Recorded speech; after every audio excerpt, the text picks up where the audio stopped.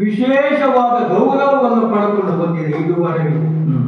ನಮ್ಮ ತಂದೆಯವರಾಗಿರುವಂತಹ ಹಿರಿಯ ಮಹಾರಾಜರಾಗಲಿ ಅವರ ನಂತರದಲ್ಲಿ ಪಟ್ಟಕ್ಕೆ ಬಂದಿರುವ ನಾನು ಅದೇ ಒಂದು ಉದ್ದೇಶವನ್ನು ಇರಿಸಿಕೊಂಡು ಮುಂದುವರಿತಾ ಇದ್ದೇವೆ. ಸಭೆಗೆ ಬರುವ ಕ್ಷಣದಲ್ಲಿಯೇ ದುಷ್ಯಂತ ಮಹಾರಾಜನಿಗೆ ಜಯವಾಗಲಿ, ದುಷ್ಯಂತ ಮಹಾರಾಜನಿಗೆ ಜಯವಾಗಲಿ ಹೇಳಲಿಕ್ಕೆ ಸಂತೋಷ ಆಗುತ್ತದೆ. ಆದರೆ ಇಂತಹ ಒಂದು ಚಂದ್ರವಂಶದ ವಿಶೇಷವಾದ ಚಕ್ರವರ್ತಿ ಪೀಠವನ್ನು ಏರಬೇಕಾಗಿದೆ. ಚಂದ್ರವಂಶದವರ ತ್ಯಾಗ ಬಲಿದಾನಗಳು ಎನ್ನುವಂಥದ್ದು ಸಾಧಾರಣವಾದದ್ದೇನಲ್ಲ. ಅಷ್ಟನ್ನು ಸಾಧಿಸಿಕೊಂಡು ಬಂದದ್ದರಿಂದಲೇ ಇಂಥದ್ದೊಂದು ಪ್ರಭುತ್ವವನ್ನು ನಾವು ಪಡೆದುಕೊಳ್ಳಲಿಕ್ಕೆ ಸಾಧ್ಯವಾಗಿದೆ. ಒಲವಿನಿಂದಲೇ ಓದಗವನ್ನಿಟ್ಟಿದ್ದೇನೆ ನಾನು. ಬ್ರಾಹ್ಮಣರಾದವನಿಗೆ ಒಬ್ಬನಿಗೆ ಅಧ್ಯಯನ ಅಧ್ಯಾಪನಗಳಲ್ಲಿ ಯಾವ ರೀತಿಯ ಒಲವಿರ್ತದೆಯೋ ಒಬ್ಬ ವೈಶ್ಯನಾದವನಿಗೆ ತಾನು ಗಳಿಸಿದಂತ ಹಣವನ್ನು ವೆಚ್ಚ ಮಾಡುವುದಲ್ಲೋ ಅಥವಾ ಅದನ್ನು ಲೆಕ್ಕಿಸುವುದರಲ್ಲಿ ಎಷ್ಟು ಒಲವಿರ್ತದೆಯೋ ಮಾತ್ರ ಅಲ್ಲ, ಶೂದ್ರನಾದವನಿಗೆ ತಾನು ಮಾಡಬೇಕಾದಂತಹ ಸೇವೆಯಲ್ಲಿ ಯಾವ ರೀತಿಯ ಒಲವಿರ್ತದೆಯೋ ಹಾಗೆ ಈ ಕ್ಷತ್ರಿಯ ವಂಶಜರಾಗಿರುವಂತಹ ನಮಗೆ ಇಂಥ ಓಲಗವನ್ನು ಕೊಡುವುದು, ಓಲಗದಲ್ಲಿರುವಂತಹ ಸರ್ವ ಸಮಿತಿಯಲ್ಲಿಯೂ ಸಹಿತ ಅವರದ್ದಾಗಿರುವಂತಹ ಕಷ್ಟ ನಿಷ್ಠುವರೆಗಳೇನುಂಟು ಎಂಬುದನ್ನು ವಿಚಾರಿಸಿ ಅವುಗಳನ್ನೆಲ್ಲ ಪರಿಹರಿಸುವುದು, ಇದರಲ್ಲಿ ನಮಗೆ ಒಲವು. ಹಾಗಾಗಿಯೇ ಒಲವಿನಿಂದ ಇಂತಹ ಒಂದು ಓಲಗವನ್ನು ನಾನು ಕೊಟ್ಟಿದ್ದೇನೆ.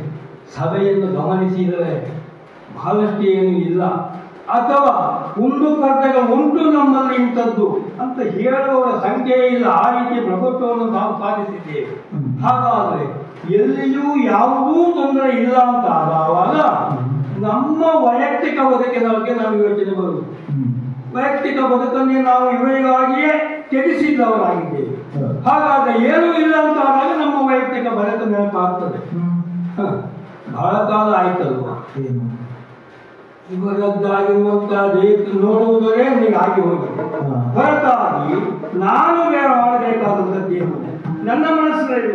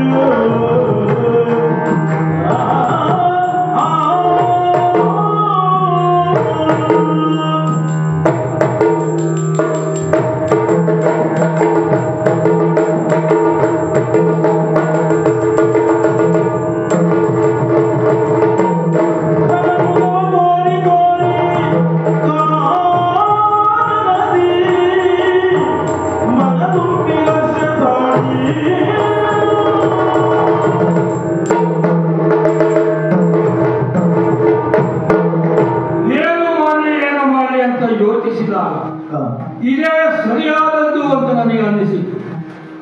ಕೆಲವು ಕಾಲ ಆಗಿತ್ತು, ಕಾಡಿನಲ್ಲಿ ಏನೇ ತೊಂದರೆಯಾದರೂ ಸಹಿತ ನಮ್ಮವರಾಗಿರುವಂತಹ ಪ್ರಜೆಗಳು ಬಂದು ದೂರಿಕೊಳ್ಳುವುದು, ಇಂತಹ ಪ್ರಾಣಿ ಪಕ್ಷಿಗಳಿಂದ ನಮಗೆ ಇಂತಹ ತೊಂದರೆ ಆಗ್ತಾ ಇದೆ, ಒಡೆಯ ನಮಗೊಂದು ರಕ್ಷಣೆ ಕೊಡಿ. ಆ ಕಾಲವೇ ಹೋಗಿದೆ. ಈಗ ಯಾವ ಪ್ರಜೆಗಳು ಬಂದು ನಮಗಿಂತದ್ದು ಸಂಕಷ್ಟ ಉಂಟು ಅಂತ ಹೇಳುವುದಿಲ್ಲ.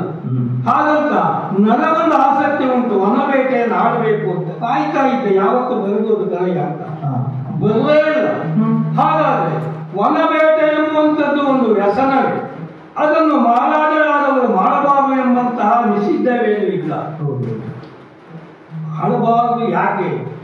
ಅನಾವಶ್ಯಕವಾಗಿ ಯಾವುದೋ ಪ್ರಾಣಿಗಳನ್ನು, ಮೃಗಗಳನ್ನು, ಪಕ್ಷಿಗಳನ್ನು ಕೊಂದು ಪ್ರಾಣಿ ಹಿಂಸೆ ಆಗಬಾರದು. ಯಾವುದು ಹಿಂಸಾತ್ಮಕವಾಗಿರುವಂತಹ ಪ್ರಾಣಿಗಳಿದ್ದಾವೋ ಅಂಥವನ್ನು ಬೇಟೆಯಾಡಬಹುದು ಅಂತ ಉಂಟು. ಈಗ ನಾವು ಬೇಟೆಯಾಡುವುದು ಪ್ರಾಣಿಗಳನ್ನು ಕೊಲ್ಲಿಕ್ಕೆ ಅಂತಲೇ ಅಲ್ಲ, ನಮ್ಮದಾಗಿರುವಂತಹ ಮನಸ್ಸು ಸಂತೋಷಕರ ಪ್ರಾಣಿಗಳನ್ನು ಓಡಿಸಿದರೂ ಆಗಿ. ಹಾಗಾಗಿ ಒಂದು ಒಳಬೇಟೆಯನ್ನು ಮಾಡಬೇಕೆಂಬಂತ ಅಪೇಕ್ಷೆ ನನ್ನ ಮನಸ್ಸಿನಲ್ಲಿ ಉಂಟಾಗಿದೆ. ಹಾಗಾಗಿ ಯಾರ್ಯಾರನ್ನು ಕರ್ಕೊಂಡು ಹೋಗುವುದು, ಯಾವ ಕೆಲಸದಲ್ಲಿ ಯಾರಿಗೆ ಪರಿಣತಿ ಉಂಟು ಅವರನ್ನು ಅದೇ ಕೆಲಸಕ್ಕೆ ಕರೆದುಕೊಂಡು ಹೋಗಬೇಕು.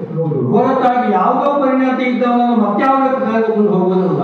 ಒಳ್ಳೆಯ ಪದ್ಯ ಹೇಳುವವನನ್ನು ಮೊದಲ ಬಾರಿಸಿ ಕೂಡಲಿಸುವುದು ಆಗುವುದಲ್ಲ. ಒಳ್ಳೆ ಮುದಕ ಬಾರಿಸಿದವನನ್ನು ವೇದಿಕೆ ಮೇಲೆ ನಾಲ್ಕು ಮಾತಾಡು ಅಂತ ಹೇಳಿದ್ರೆ ಆಗುವುದಿಲ್ಲ. ಹಾಗಾಗಿ ಯಾವುದಕ್ಕೆ ಯಾರು ಅಂತ ಯೋಚನೆ ಮಾಡಿ ಶಬರ ಪಡೆಯ ಶಬರ ಪಡೆಗೆ ವಿಶೇಷವಾದಂತಹ ಒಬ್ಬ ನಾಯಕನನ್ನು ನೇಮಿಸಿದ್ದೇವೆ. ಅವನಿಗೆ ಹೇಳಿದ್ರೆ ಸಾಕು, ಕ್ಷಣಾರ್ಧದಲ್ಲಿ ಏನೇನು ಬೇಕು ಅಷ್ಟು ಸಿದ್ಧತೆಯನ್ನು ಮಾಡ್ತಾನೆ. ಯಾರಲ್ಲಿ ಶಬರ ಪಡೆಯ ನಾಯಕನನ್ನು ತರಲು ಶಬರ ಪಡೆಯವರೇ ಇವತ್ತು ನಮಗೆ ಒಂದು ಮೃಗಬೇಟೆಯನ್ನು ಮಾಡಬೇಕೆಂತ ಅಪೇಕ್ಷೆ ಉಂಟಾಗಿದೆ. ಹೇಗೆ ಸಿದ್ಧತೆ ಉಂಟಾ? ಕರೆಯುವುದನ್ನೇ ಕಾಯ್ತಾ ಇದ್ದೇನೆ. ನೀನು ಅದನ್ನೇ ಕಾಯ್ತಾ ಇದ್ದೀಯ. ನೀವು ಕರೆದು ಬಾಯಿ ಮುಚ್ಚಿನೊಳಗೆ ನಾ ಇಲ್ಲಿ ಬಂದಾಯ್ತು. ಹೌದಲ್ಲ ಸ್ವಾಮಿ, ಮೊದಲು ನಿಮ್ಮ ಮಾಡಿದ್ರೆ ಅಡ್ಡಿಬೇಡ ಒಳ್ಳೆಯದ ಅಡ್ಡಿಬಿದ್ದು ಆಯ್ತು. ಈಗ ನೀವು ಕರೆದ್ರೆ ಏನ್ ಮಾಡ್ತಾ ಎಂತ ಸಿದ್ಧತೆ ಮಾಡ್ತೀವಿ ನಿಮ್ಮ ಭಾಷೆಯಲ್ಲಿ ಹೇಳಿ.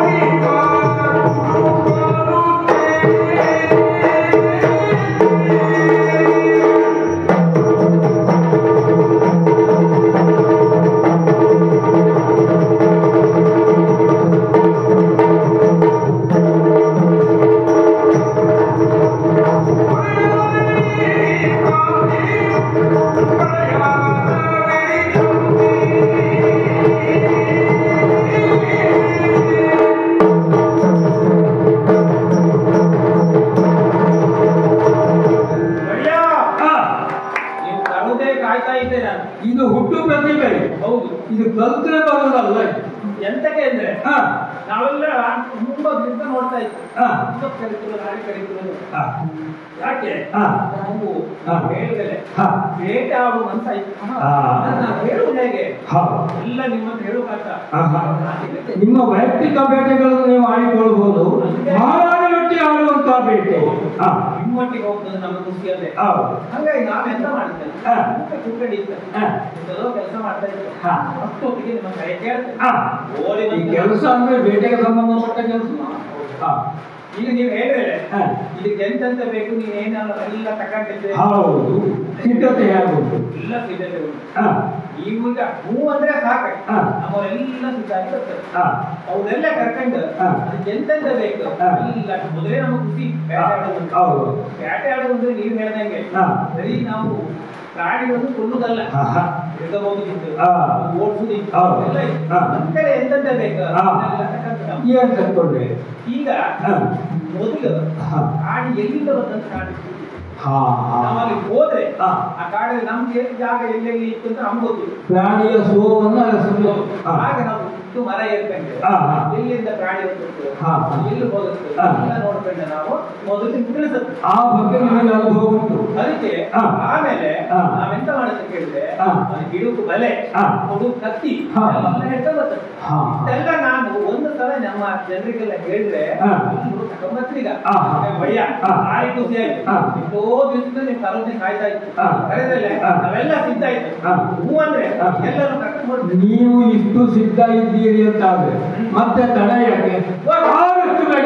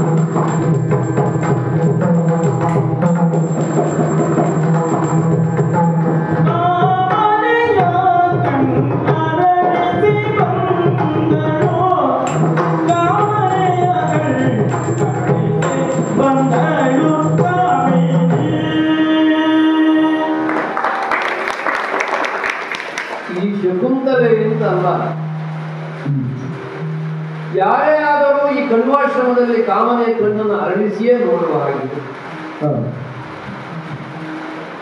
ಮಾಲಿನಿ ನದಿಯ ದ್ವೀಪದಂತಿರುವಂತಹ ಈ ಪ್ರದೇಶ ಏನು ಶುಭ ಸ್ಥಳ ಅಂತ ಆ ಕಾಲದಲ್ಲಿ ಆಚಾರ್ಯ ಕಣ್ಮೂರು ಆಶ್ರಮವನ್ನು ಸ್ಥಾಪಿಸಿದರು. ಅವರು ಕುಲಪತಿಗಳು, ಸಾವಿರಾರು ಜನರು ಬರ್ತಾರೆ ಹೋಗ್ತಾರೆ. ಹಾಗಂತ ಇಲ್ಲಿರುವಂತಹ ಆಶ್ರಮವಾಸಿಗಳೆಲ್ಲರೂ ಸೇರಿ ಅತ್ಯಂತ ರಮ್ಯ ಸುಂದರ ಪ್ರದೇಶವನ್ನಾಗಿ ಇದನ್ನು ಕಾಪಿಟ್ಟುಕೊಂಡರು. ತಪಕ್ಕೆ ಅವಕಾಶ ಇದೆ, ಜ್ಞಾನಕ್ಕೆ ಅವಕಾಶ ಇದೆ, ಸೌಂದರ್ಯಕ್ಕೆ ಅವಕಾಶ ಇದೆ. ಇಲ್ಲಿರುವಂತಹ ಗಿಡಮರ ಬಳ್ಳಿಗಳನ್ನು ನೋಡಿದರೆ ಗೊತ್ತಾಗ್ತದೆ ಅವುಗಳ ಜೊತೆಗೆ ನಾನು ಬೆಳೆದು ಸದಾ ಇಲ್ಲಿ ಮರಗಳಲ್ಲಿ ಹಾಡುವಂತಹ ಹಕ್ಕಿಗಳ ಆ ಇಂಪಾದಂತಹ ಸಂಗೀತ,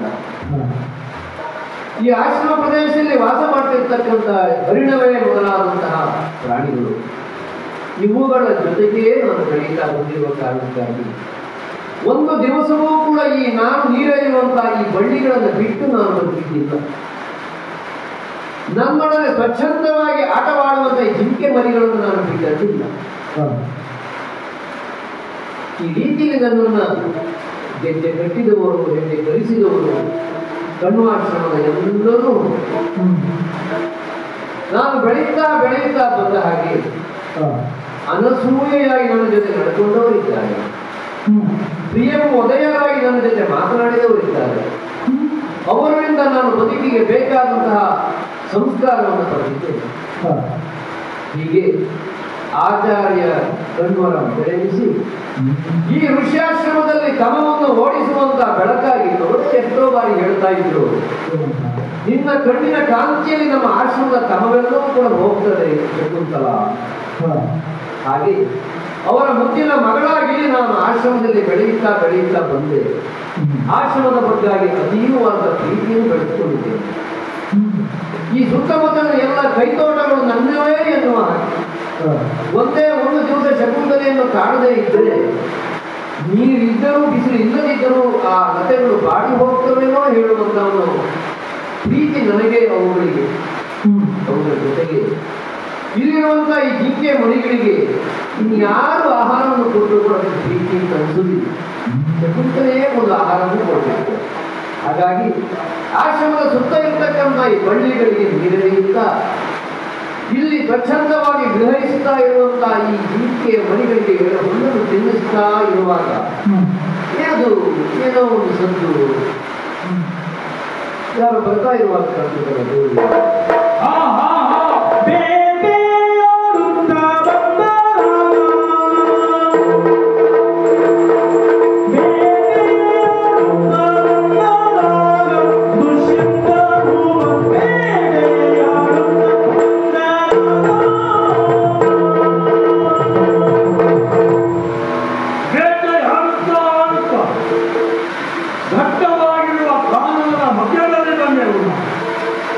ಈ ಬೇಟೆಗೂ ಒಂದು ಸಮಯ ಮಿತಿ ಹಾಕಬೇಕು ಅಂತ ಯೋಚಿಸಿದರು. ದೀರ್ಘಕಾಲ ಬೇಟೆಯಾಡುವುದು ಬೇರೆ, ಸಮಯ ಮಿತಿಯೊಳಗೆ ಇಷ್ಟು ಕಾರ್ಯ ಮಾಡಬೇಕೆನ್ನುವ ಬೇಟೆಯಾಡುವುದು ಬೇರೆ. ಹಾಗಾಗಿ ನಮ್ಮವನ್ನೆಲ್ಲ ವಿಂಗಡಿಸಿ ದಿಕ್ಕು ದಿಕ್ಕಿಗೆ ಕಲಿಸಿಕೊಟ್ಟೆ. ನೀವೊಂದು ದಿಕ್ಕಿನಲ್ಲಿ ನೋಡಿ, ನೀವೊಂದು ದಿಕ್ಕಿನಲ್ಲಿ ನೋಡಿ, ನಾನು ಈ ದಿಕ್ಕಿನಲ್ಲಿ ಬಂದೆ. ಎಂತಹ ಕಾಡಿದು, ಕಾಡು ನಿಬಿಡವಾಗಿರ್ತದೆ ಅಂತ ಕೇಳಿದ್ದು ಹೌದು. ನಾವು ಇಷ್ಟು ನಿಬಿಡವಾಗಿರ್ಲಿಕ್ಕೆ ಸಾಧ್ಯವೇ ಇಲ್ಲ. ಇಂತಹ ದೊಡ್ಡ ದೊಡ್ಡದಾಗಿರುವಂತಹ ಮರಗಳು, ಅದಕ್ಕೆ ಹಬ್ಬಿಕೊಂಡಿರುವಂತಹ ಬಳ್ಳಿಗಳು, ಆ ಬಳ್ಳಿಗಳೇ ತಮ್ಮಲ್ಲಿಯೇ ಬೆಸೆದುಕೊಂಡಿರುವ ರೀತಿ, ಸೂರ್ಯನ ಒಂದು ಕಿರಣವೂ ಇಲ್ಲಿ ಬೀರುವುದಿಲ್ಲ. ಹಾಗಾಗಿ ದಿಕ್ಕಾಗುವುದಿಲ್ಲ. ತಪ್ಪುವುದಂದ್ರೆ ಹೀಗೆ, ದಿಕ್ಕುವುದಾಗುವುದಂದ್ರೆ ಹೀಗೆ. ಯಾಕೆ ಇಂತಹ ಕಾಡಿನಲ್ಲಿ ಯಾವ ದಿಕ್ಕಿಗೆ ನಾವು ಹೋಗ್ತಾ ಇದ್ದೇವೆ, ಎತ್ತ ನಮ್ಮ ಪಯಣ ಒಂದು ಅರ್ಥವಾಗುತ್ತಾ ಇದೆ. ಕೇಳುವ ಅಂತಂದ್ರೆ ಯಾರು ದೂರದಲ್ಲಿ ಒಂದು ಆಶ್ರಮ ಪ್ರದೇಶದಲ್ಲಿ ಹೋಗ್ತಾ ಇದೆ. ಆಶ್ರಮ ಅಂತಾದ್ರೆ ಋಷಿ ಮುನಿಗಳ ವಾಸ ಇರ್ತದೆ. ಹೇಳಿದ್ದೇನೆ ನಾನು, ಸುತ್ತಮುತ್ತಲಿಯೋ ಸಹಿತ ಸಂಗ್ರಹ ಆಶ್ರಮ ಇದೆ ಎಂಬ ಅರ್ಥವನ್ನು ನೀವು ಹಾಗಾಗಿ ಇದ್ದು ಇರಬಹುದು. ಇದ್ದರೆ ಹೌದಾಗಿದ್ದರೆ ನಮ್ಮ ಪಾಲಿಗೆ ಪುಣ್ಯ ಅಂತ ನಾನು ಭಾವಿಸಿಕೊಳ್ತೇನೆ. ಕಣ್ಣುಗಳನ್ನೇ ಹೋಗಿ ದರ್ಶನ ಮಾಡಿ ಅವರ ಆಶೀರ್ವಾದವನ್ನು ಪಡೆದುಕೊಳ್ಳಬೇಕು ಎಂಬ ಅಪೇಕ್ಷೆ ನಮಗಿದ್ದು, ನಮಗೆ ರಾಜಕೀಯ ಭಾವನೆಗಳನ್ನ ಇತ್ತ ಬದಲಿಕೆ ಆಗಿದೆ. ಈಗ ಕೊನೆಗೆ ಇಂಥ ಹೊತ್ತಿಗಾದರೂ ನಾವು ಇಲ್ಲಿಗೆ ಬರ್ಲಿಕ್ಕೆ ಆಗ್ತದೆ. ಕಣ್ಣುಗಳ ಆಶ್ರಮ ಆದರೂ ಆದೀತು, ಅಥವಾ ಬೇರೆ ಯಾವುದೋ ಋಷಿಮುನಿಗಳ ಆಶ್ರಮ ಆಗಿದ್ದು ಅದು ಆದೀತು, ಅವರ ಆಶೀರ್ವಾದ ಪಡೆದುಕೊಂಡು ಹಾಗಾಗಿ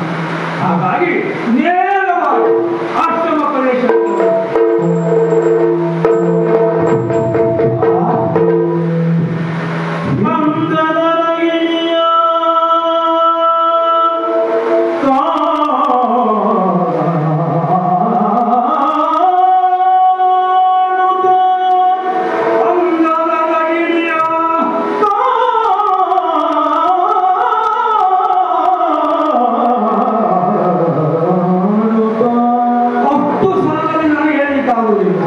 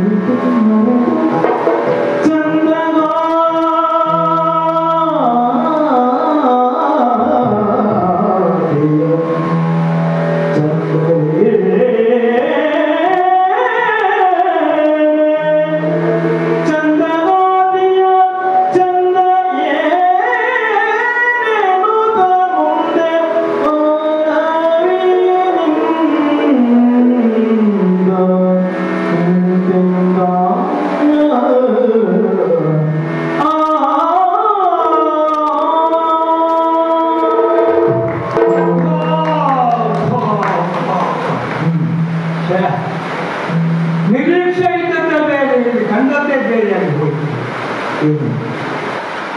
ನಾನು ನಿರೀಕ್ಷೆ ಮಾಡಿಕೊಂಡದ್ದು ಜಠಾಧಾರಿಗಳಾಗಿರುವಂತಹ ಋಷಿ ಮಹೋದಯರು ಇಲ್ಲಿ ಇರ್ತಾರೆ.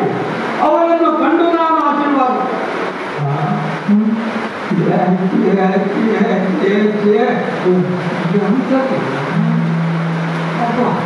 ಹೀಗೂ ಒಂದು ಪ್ರಪಂಚದಲ್ಲಿ ಇರಲಿಕ್ಕೆ ಸಾಧ್ಯವಿಲ್ಲ. ಗಿಳಿ ಎಂಬ ಶಬ್ದವೇ ಸಾಕು, ಅತಿ ಸುಂದರವಾದದ್ದು, ಚಿತ್ರ ವಿಚಿತ್ರವಾಗಿರುವಂತಹ ಬಣ್ಣಗಳುಳ್ಳಂಥದ್ದು, ಚಿತ್ತಾಕರ್ಷಕವಾಗಿರುವಂತಹ ಅದರ ಹಾವಭಾವಗಳು. ಗಿಳಿ ಅಂದ್ರೆ ಸಾಕು, ಅದು ಚಂದ ಅಂತ ಅರ್ಥ. ಅದರಲ್ಲಿ ಅರಗಿಳಿ, ಅದು ಇನ್ನೂ ಚಂದ. ಗಿಳಿಯ ಚಂದ, ಅರಗಿಳಿಯ ಚಂದ, ಇದವೆರಡೂ ಅಲ್ಲ. ಇದು ಅಂದ ಅರಗಿಳಿ, ಇದು ಅಂದದ ಅರಗಿಳಿ. ಋಷಿ ಮನೆಗಳನ್ನು ಕಾಣಲಿಕ್ಕೆ ಎಷ್ಟು ಪುಣ್ಯ ಮಾಡಿದ್ದೋ ಬಿಟ್ಟಿದ್ದೋ ಗೊತ್ತಿಲ್ಲ. ಇವನು ಕಾಣಲಿಕ್ಕೆ ನಾನು ಎಷ್ಟು ಪುಣ್ಯ ಮಾಡಿದ್ದ, ಹೌದು. ಇಲ್ಲಂದ್ರೆ ಇಂಥವೊಬ್ಬ ನನಗೆ ಕಾಣಲಿಕ್ಕೆ ಸಿಗಲಿಕ್ಕೆ ಸಾಧ್ಯವಿಲ್ಲ.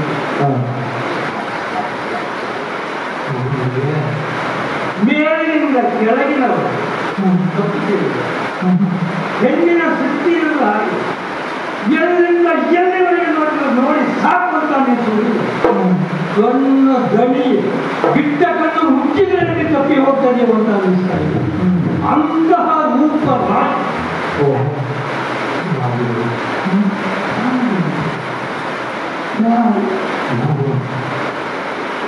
ಆಶ್ರಮಕ್ಕೆ ಬಂದಿದ್ದೇನೆ.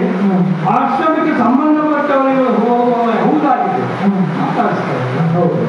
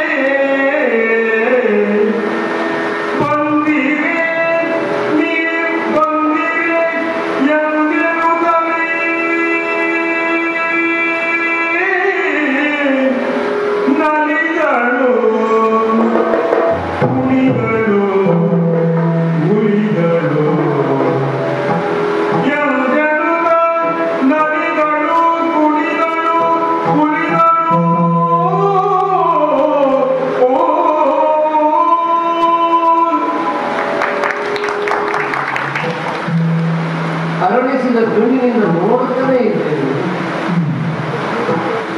ದೂರದಿಂದಲೇ ಯಾರದ್ದು ಆಗಮನ ಆಗ್ತಾ ಇದೆ ಅಂತ ನನಗೆ ಗೊತ್ತಾಯಿತು.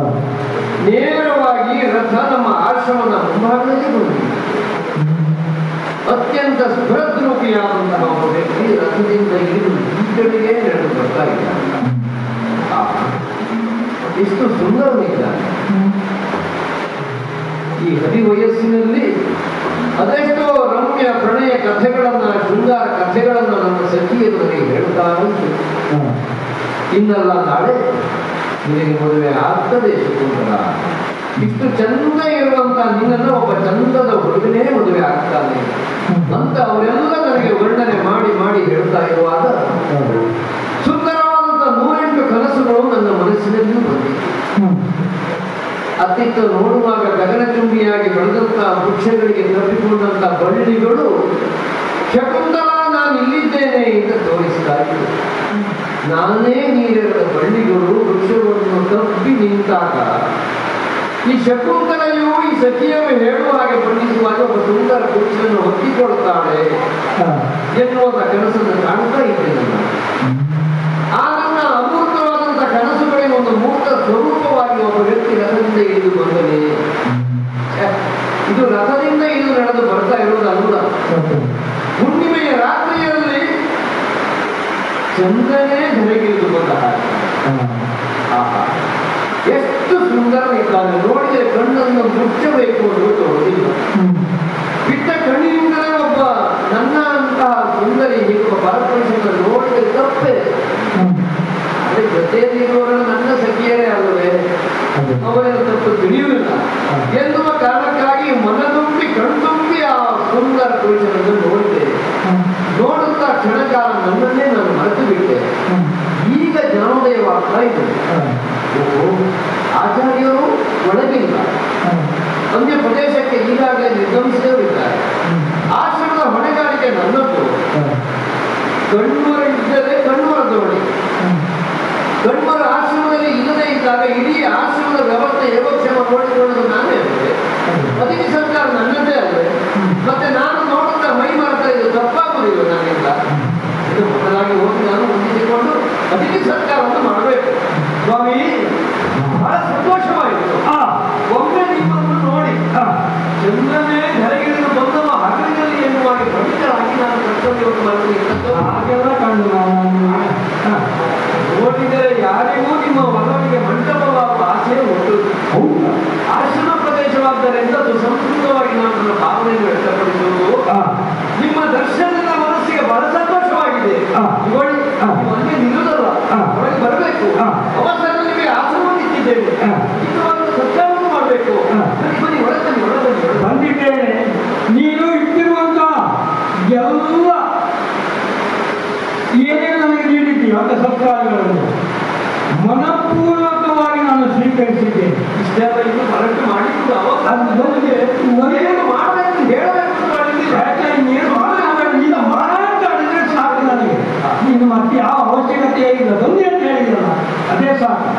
ಅದು ಒಂದು ನನಗೆ ಆಶ್ರಮಕ್ಕೆ ಬಂದವರಿಗೆಲ್ಲ ಇಂಥದ್ದೇ ಸ್ವಾಗತವ ಅಥವಾ ನನಗೇನಾದರೂ ವಿಶೇಷವಾಗಿರುವ ಸ್ವಾಗತ ಮಾಡಿಲ್ಲ? ನಿಮ್ಮನ್ನು ನೋಡಿದಾಗ ಮನಸ್ಸಿನಿಂದ ಹೊರಬಂದ ಆನಂದದ ಭಾವದಲ್ಲಿ ಸ್ವಲ್ಪ ಕನ್ನಡವಾದರೆ ಕಲಿಸಿಕೊಳ್ಬೇಕು. ಬಂದವರಿಗೆಲ್ಲ ಸ್ವಾಗತ ಉಂಟು, ಇಷ್ಟು ಒಲವಿನ ಸ್ವಾಗತ ಇಲ್ಲ. ಏನೇ ಅಂತ ಒಲವು ಏನೇ ಎನ್ನೋಳಿನಗೆ ಪೂರ್ಣ ಚಂದ್ರಮ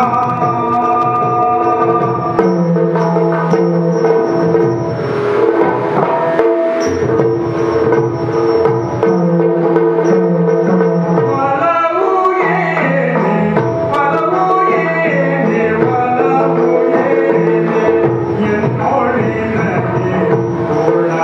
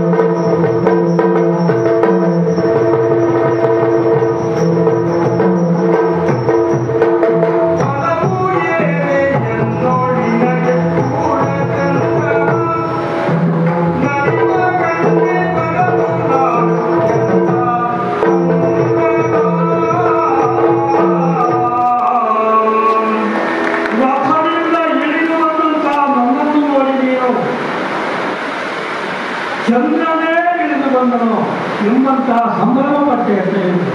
ಹೌದು, ನಿಜವಾಗಿ ಹೇಳಿದ ನೀನು ಬರೇ ಚಂದ್ರಮ ಅಲ್ಲ, ಕ್ಷಣಮೃದುವಿನ ಚಂದ್ರಮ. ಅಂತ ಮುಖಾರವಿಂದವನ್ನು ಹೊಂದಿರಬಹುದು. ಇಂಥ ನಿನ್ನಿಂದ ಆದಿತ್ಯವನ್ನು ಕೈಗೊಳ್ತಾ ಇದ್ದೇನೆ ಎನ್ನುವುದಕ್ಕೆ ನಾನು ಹೌದೋ ಸುಳ್ಳು ಅಂತ ಮೈಮುಟ್ಟಿ ನೋಡಿಕೊಳ್ಳಬೇಕು. ಹಾಗಾಯಿತು. ನಾನು ಮೊದಲೇ ಮೈಚೂಟಿ ಮಾಡಿಕೊಂಡಿದ್ದೇನೆ. ನೋಡಿದ್ದೀಯ? ಹಾಗಾದರೆ ಏನು ತಪ್ಪಾಗಲಿಲ್ಲ. ಈಗ ನಿನಗೂ ಅಂಥದ್ದೊಂದು ಭಾವನೆ ಉಂಟಾಗಿದೆ. ನಾನು ಒಬ್ಬ ಯುವಕನಾಗಿ ಕರುಣೆಯ ಮೇಲೆ ಇಂಥದ್ದೊಂದು ಭಾವ ಬಂದಿದ್ದೇನೆ, ಏನು ತಪ್ಪು ಅಂತ ನನಗೆ ಅನ್ನಿಸುವುದಿಲ್ಲ. ಅದು ನನಗೆ ಆಶ್ಚರ್ಯ ಆಗುವುದು. ಇಂತಹ ಘೋರ ಕಾಂತಾರಲ್ಲಿರುವಂತಹ ಆಶ್ರಮ, ಈ ಆಶ್ರಮ ಪ್ರದೇಶದಲ್ಲಿ ಋಷಿಮುನಿಗಳ ನಿರೀಕ್ಷೆ ನನಗಿತ್ತು. ಜಟವಿಟ್ಟವರಿಲ್ಲ, ಇನ್ನೊಂದು ನೋಡಿದ ಮೇಲೆ ಆಶ್ಚರ್ಯ ಆಗುತ್ತೆ. ಇಂತಹ ಸೌಂದರ್ಯವತಿಯಾದಂಥವರು ಈ ಆಶ್ರಮದಲ್ಲಿ ಹೇಗೆ ಬಂದರು? ಆದ್ದರಿಂದ ಆಶ್ಚರ್ಯದಿಂದ ಕೇಳ್ತಾ ಇದ್ದೇವೆ,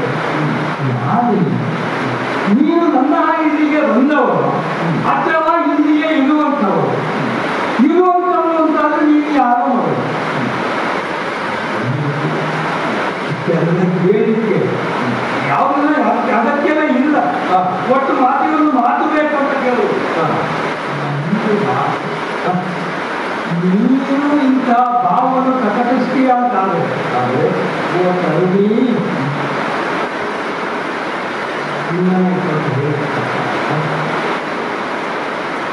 ಕರುಣಿಯಾದವರಿಗೆ ನಾಚಿಕ ಸಹಜವಾದದ್ದಾದರೂ ನಿನ್ನಂತ ಕರುಣೆಯಲ್ಲಿ ಮಾತಾಡಿ ನನಗೆ ಅಭ್ಯಾಸ ಇಲ್ಲದಿದ್ದರಿಂದ ತಪ್ಪು ತಿಳ್ಕೊಳ್ಬೇಡ.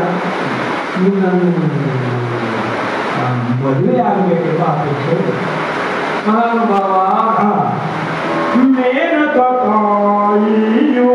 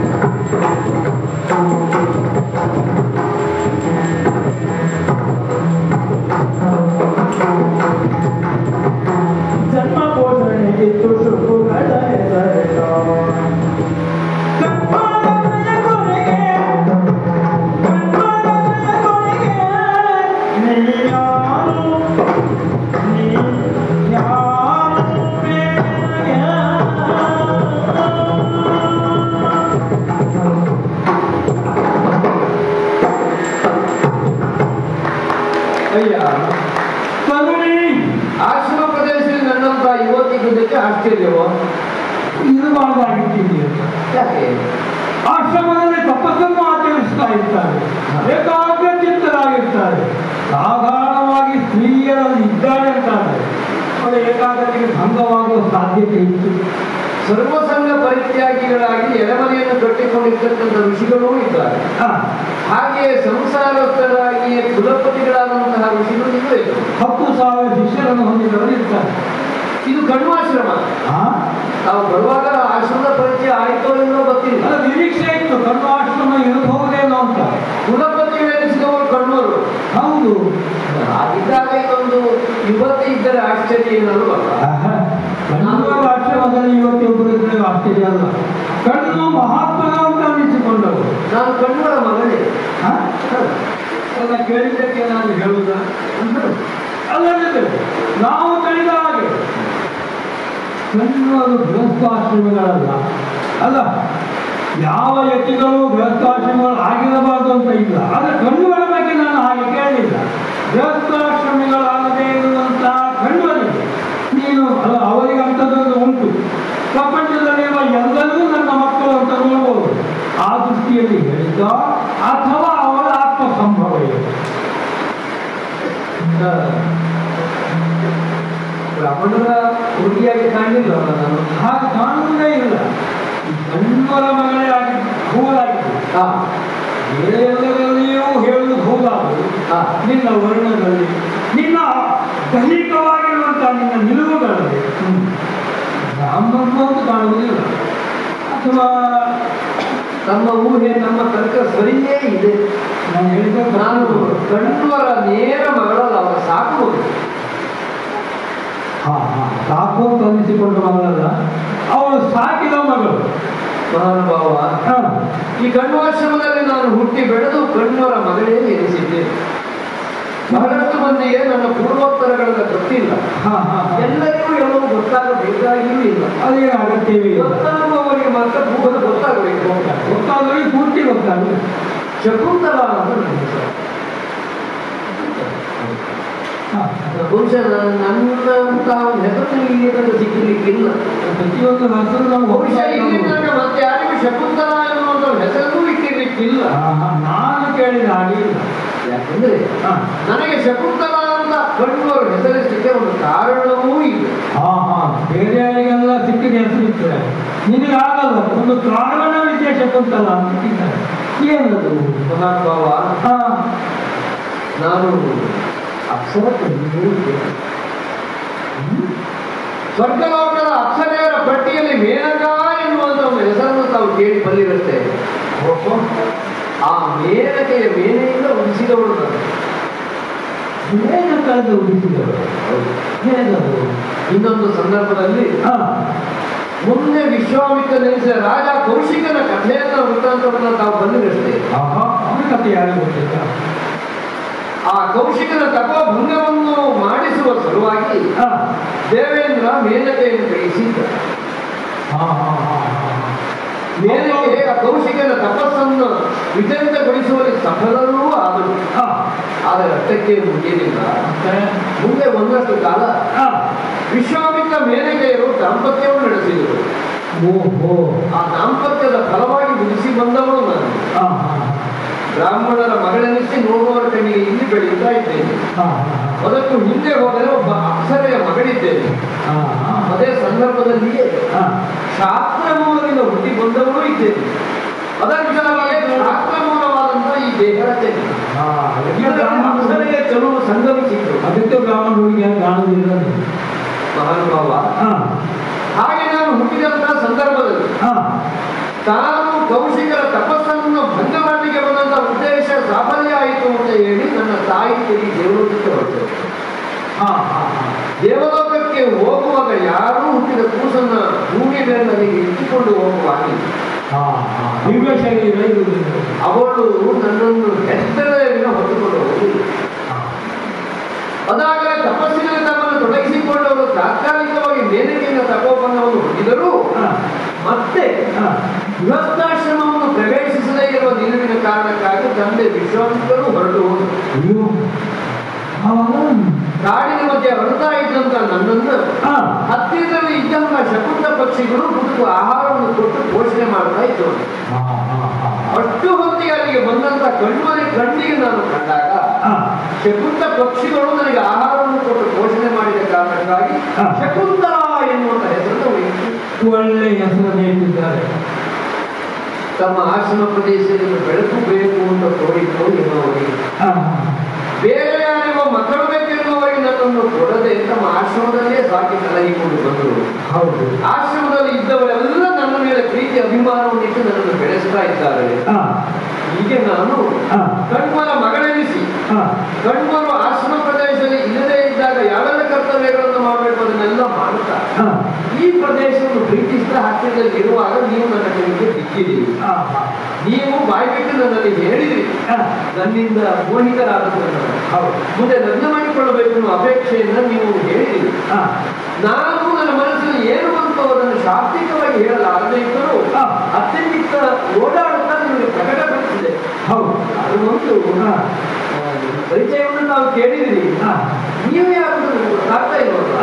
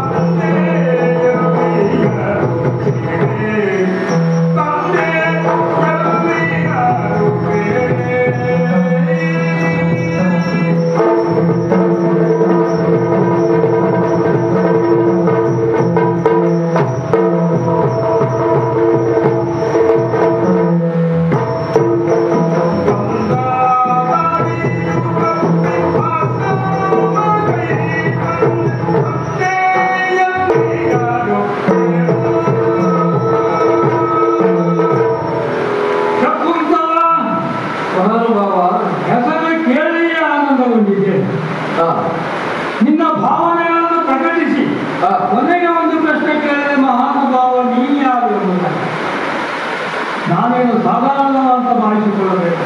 ಆ ಒಂದು ಊಹೆ ನನಗೆ ಈಗಾಗಲೇ ಇದೆ. ತಮ್ಮ ಅಂದ ಆಯ ನಿಲುವು ತಮ್ಮಂತಾದಂತಹ ಒಂದು ವರ್ಚಸ್ಸು ಇದನ್ನು ನೋಡಿದರೆ ಅದು ಮಹಾರಾಜನೇ ಇರಬೇಕು ಅಂತ ಅನ್ನಿಸ್ತದೆ. ಪ್ರಪಂಚದಲ್ಲಿ ರಾಜ್ಯವನ್ನು ಆಳಿದಂತಹ ರಾಜಮನೆತನಗಳು ಹಲವಷ್ಟಿದ್ದಾರೆ. ಅದರಲ್ಲಿ ಪ್ರಖ್ಯಾತವಾಗಿರುವಂತದ್ದು ಎರಡು, ಒಂದು ಸೂರ್ಯವಂಶ, ಒಂದು ಚಂದ್ರವಂಶ. ಚಂದ್ರವಂಶ ಎನ್ನುವಂಥದ್ದು ಈಗಿನ ಕಾಲದಲ್ಲಿ ಚಕ್ರವರ್ತಿ ಸ್ಥಾನದಲ್ಲಿದೆ. ಅಂತಹ ಚಕ್ರವರ್ತಿ ಸ್ಥಾನದಲ್ಲಿದ್ದವರು ನಮ್ಮ ತಂದೆಯವರಾಗಿರುವಂತಹ ಇದರ ಮಹಾರಾಜರು. ತಮ್ಮ ಹೆಸರನ್ನು ಕೇಳಬಹುದು. ಅವರಿಗೆ ಮಗನಾಗಿ ಜನಿಸಿದವ ನಾನು. ನಮ್ಮ ತಂದೆಯವರಿಗೆ 5 ಜನ ಮಕ್ಕಳು. ಶೂರ, ಭೀಮ, ವಸು, ಪ್ರವಸು, ಮಾತ್ರವಲ್ಲ ದುಷ್ಯಂತ. ತಾವು ಇದರ ಮಹಾರಾಜನ ಮಗನಾಗಿರುವಂತಹ ದುಷ್ಯಂತ ದುಷ್ಯಂತನ ಮಾತ್ರ ಅಲ್ಲ, ಸಂತೋಷ, ಬಹಳ ಸಂತೋಷ. ಅದರಲ್ಲಿ ಒಂದು ಆಶ್ಚರ್ಯಕಾರಿ ಇರಬಹುದು. ದೊಡ್ಡ ಮಹಾರಾಜ ಮಗ ವರ್ತಮಾನ ಕಾಲದಲ್ಲಿ ಚಕ್ರವರ್ತಿ ಪೀಠದಲ್ಲಿ ಕುಳಿತವ ಕಾಡಿನಲ್ಲಿ ಯಾಕೆ ಅಂತ ಅದಕ್ಕೊಂದು ಕಾರಣ ಉಂಟು. ಕೊಲಬೇಟೆ ನಾಡಬೇಕೆಂದು ಅಪೇಕ್ಷೆ ಉಂಟಾದ್ದರಿಂದ ಕೊಲಬೇಟೆಯನ್ನು ಆಡುತ್ತಾ ಆಡುತ್ತಾ ಆಡುತ್ತಾ ನಮ್ಮವನ್ನೆಲ್ಲ ಕೂಡಿಕೊಂಡು ನಾವು ಕಾಡಿನ ತರುತ್ತೇವೆ. ಒಂದು ಈ ಕಾಡಿನಲ್ಲಿ ದಾರಿ ತಪ್ಪಿವರು ನೀವು ನಾನು ದಾರಿ ತಪ್ಪಿದ್ದಲ್ಲ, ಕಾಡಿನ ದಾರಿ ತಪ್ಪಿದ್ದು. ಯಾಕೆ ಈ ಕಾಡಿನಲ್ಲಿ ದಾರಿ ತಪ್ಪಿದ್ರು ಒಂದು ಒಳ್ಳೆಯದಾಗ್ತದೆ ಎಂಬುದಕ್ಕೆ. ಕಾಡಿನಲ್ಲಿ ದಾರಿ ತಪ್ಪಿದ್ದೇ ಆದರೂ ಒಳ್ಳೆಯದಕ್ಕೆ ಆಯ್ತು. ಊರಿನಲ್ಲಿ ದಾರಿ ತಪ್ಪಿದ್ರೆ ನಾವು ಪೂರ್ಣ ದಾರಿ ತಪ್ಪಿ ಹೋಗುದು. ಅದೇ ಕಾಡಿನಲ್ಲಿ ದಾರಿ ತಪ್ಪಿದ್ರೆ ಇಂಥದ್ದೊಂದು ಒಳ್ಳೆಯದು ಉಂಟು. ಅದಕ್ಕೆ ಕಣ್ಣುಗಳಂತ ಕಣ್ಣುಗಳು ಪ್ರಪಂಚದಲ್ಲಿ ಆಹಾರವನ್ನು ಸ್ವೀಕಾರ ಮಾಡದೇ ಇರುವಂಥದ್ದು ಕಣ್ಣುಗಳಂತೆ. ಕಣ್ಣು ಫಲ ವರ್ಷಕ್ಕೆ ಒಂದೇ ಫಲ ಬರುವುದು, ಅಂಥದ್ದನ್ನೇ ಹುಡುಕಿ ಸ್ವೀಕರಿಸುವುದು. ಅಂತ ಮಹತ್ವವಾಗಿರುವಂತಹ ಕಣ್ಣುಗಳ ಆಸನಕ್ಕೆ ಬದುಕಿನ ನಂತರ ಆಯ್ತದೆ. ಹೃದಯವು ನಯನ ಮನೋಹರವಾಗಿರುವಂತಹ ನಿನ್ನಂಥವರ ದರ್ಶನ ಬಹಳ ಒಳ್ಳೆಯದಾಯ್ತು, ಗಾಡಿ ತಪ್ಪಿದ್ದೇ ಒಳ್ಳೆಯದಾಯ್ತು.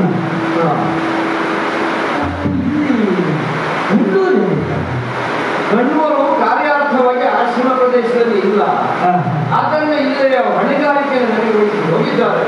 ಅದಕ್ಕಾಗಿ ನಿಮ್ಮನ್ನು ಕಂಡು ನಾನೇ ಸರ್ಕಾರವನ್ನು ಮಾಡಿದ್ದೀವಿ. ನಾನು ಅಪೇಕ್ಷೆ ಹೇಳಿದ್ದೆ, ನಿಮ್ಮನ್ನು ವಹಿಸಬೇಕೆಂಬಂತ ಅಪೇಕ್ಷೆ ನನಗೆ ಉಂಟಾಗಿದೆ. ಕಣ್ಣರಲ್ಲಿಯೇ ಈ ಮಾತುಗಳನ್ನು ಆಡಬೇಕು, ಅವರಲ್ಲಿಯೇ ಒಪ್ಪಿಗೆಯನ್ನು ಪಡೆದುಕೊಂಡು ನಿಮ್ಮನ್ನು ಮದುವೆಯಾಗಿ ಕೈ ಹಿಡಿದು ಸಂಭ್ರಮದಿಂದ ಕರ್ಕೊಂಡು ಹೋಗಬೇಕೆಂಬಂತ ಅಪೇಕ್ಷೆ ನನಗೆ. ಅದು ಏನು ಮಾಡೋದು? ಹೊತ್ತಿಗೆ ಕಣ್ಣೋರಿಲ್ಲ, ಬಹಳಷ್ಟು ಕಾಯಲಾದ ರಾಜಕೀಯವಾಗಿರುವಂಥ ವಿಶೇಷ ಹೊಣೆಗಾರಿಕೆ. ಹಾಗಾಗಿ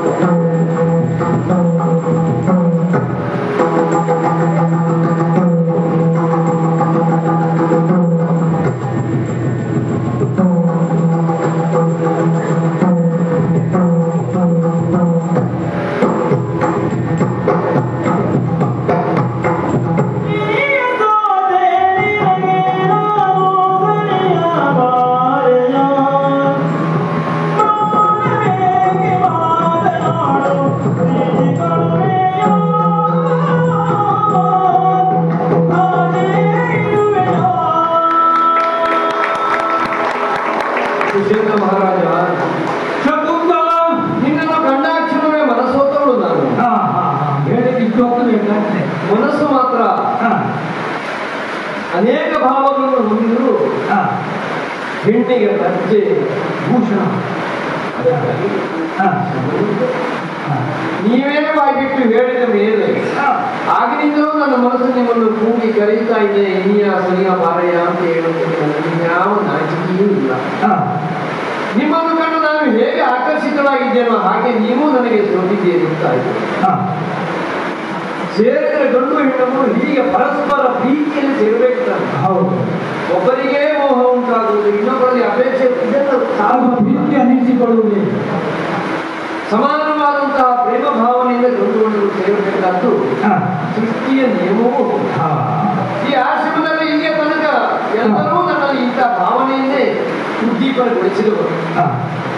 ನನ್ನ ಮನಸ್ಸನ್ನು ಬೆಳಗುವಂತ ಚಂದಿರ ಎಂದೂ ಸಿಗ್ತಾರೆ ಕಾಣಲಿಕ್ಕೆ ಅಂತ ನೋಡ್ತಾ ಇದ್ದೆ. ಈ ದಿವಸ ನೀವು ಬಂದಿರಲ್ಲ, ಬಹಳ ಸಂತೋಷ ಆಯಿತು. ನಾವು ಈಗಾಗಲೇ ವಿವಾಹಿತರಿದ್ದೀರಾ? ಆದ್ರೆ ತಪ್ಪು ಅಂತಲ್ಲ, ರಾಜನೋ ಬಹುವಲ್ಲವ ಅಂತ ಮಾತೇ ಇದೆ. ಮದುವೆ ಆಗಲೇ ಇಲ್ಲ ಅಂತಲ್ಲ, ಮದುವೆ ಆದವನೇ ಆದಿತ್ತು. ನಿಮ್ಮಂತಹ ಮಹಾರಾಜನಿಗೆ ಎರಡನೇ ಹೆಂಡತಿ ಆದರೂ ಅದು ನನ್ನ ಭಾಗ್ಯವೇ ಎಂದು ತಿಳ್ಕೊಳ್ತೇವೆ. ಯಾಕೆಂದ್ರೆ ಮುಂದೆ ವಂಶವನ್ನು ನಡೆಸುವಂತಹ ಪುಟಿ ನನ್ನ ಒಡಲಲ್ಲಿ ಹುಟ್ಟಬಹುದು. ಮತ್ತೆ ಹೆಣ್ಣಿಗೆ ಮಹಾರಾಜನ ಹೆಂಡತಿ ಆಗೋಡಿ ಈ ಸ್ಥಾನ ಬಹಳ ದೇವಾಗುತ್ತದೆ.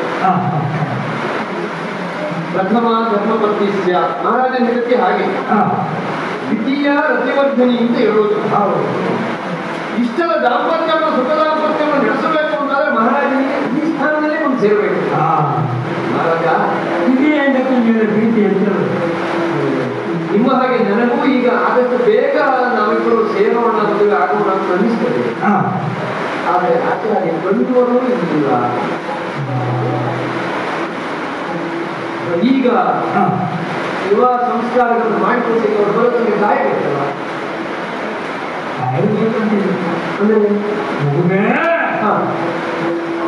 ಮಗುದಯ ಪ್ರೀತಿಗೆ ಕೊಡುಗೆ ಇಟ್ಟ, ಮಗುದಯ ಪ್ರೀತಿಗೆ ಕೊಡುಗೆ ಇಟ್ಟ, ನಗುತ್ತಲಿ ಪ್ರೇಮದು ಗುರು ಕೊಟ್ಟ, ಬಾಗಿದಾಕೆಯಲ್ಲಿ ಜೀವ ಪುನರಿಟ್ಟ, ಹೋಗಿ ಕರೆಗೊಂಡೆನುತ ಭಾಷೆ ಇತ್ತ.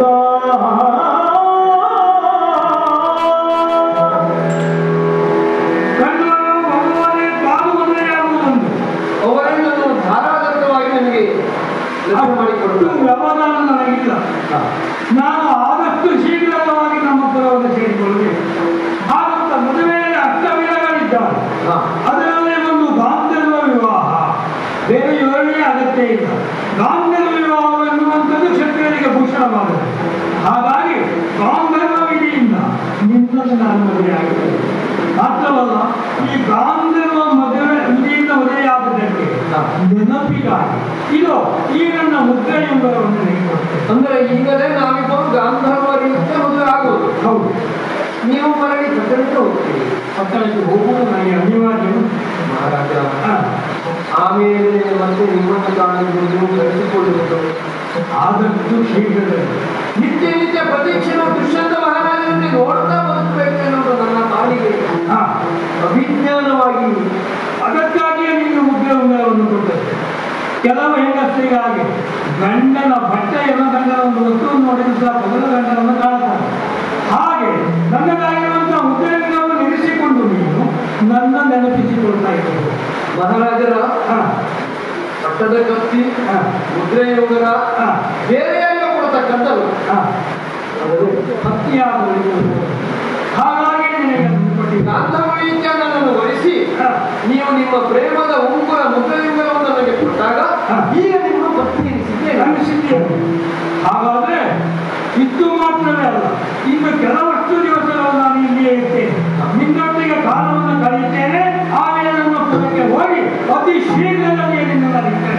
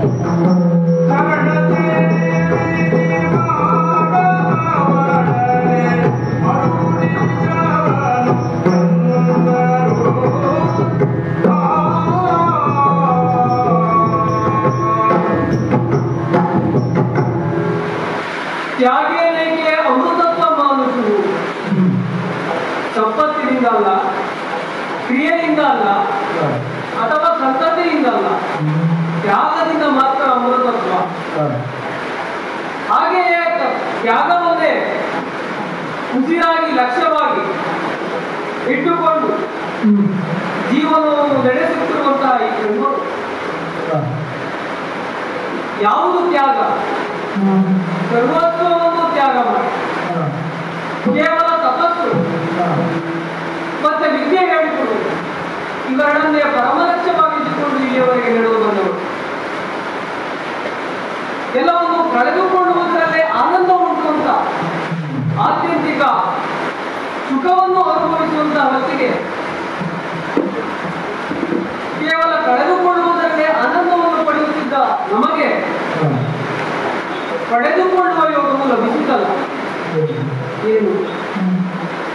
ಒಮ್ಮೆ ಕಾಡಿನಲ್ಲಿ ವಿಹರಿಸುತ್ತಿದ್ದಂತಹ ಸಂದರ್ಭದಲ್ಲಿ ಶಕುಂತ ಪಕ್ಷಿಗಳಿಂದ ರಕ್ಷಿಸಲ್ಪಟ್ಟಂತಹ ಒಂದು ಮಗು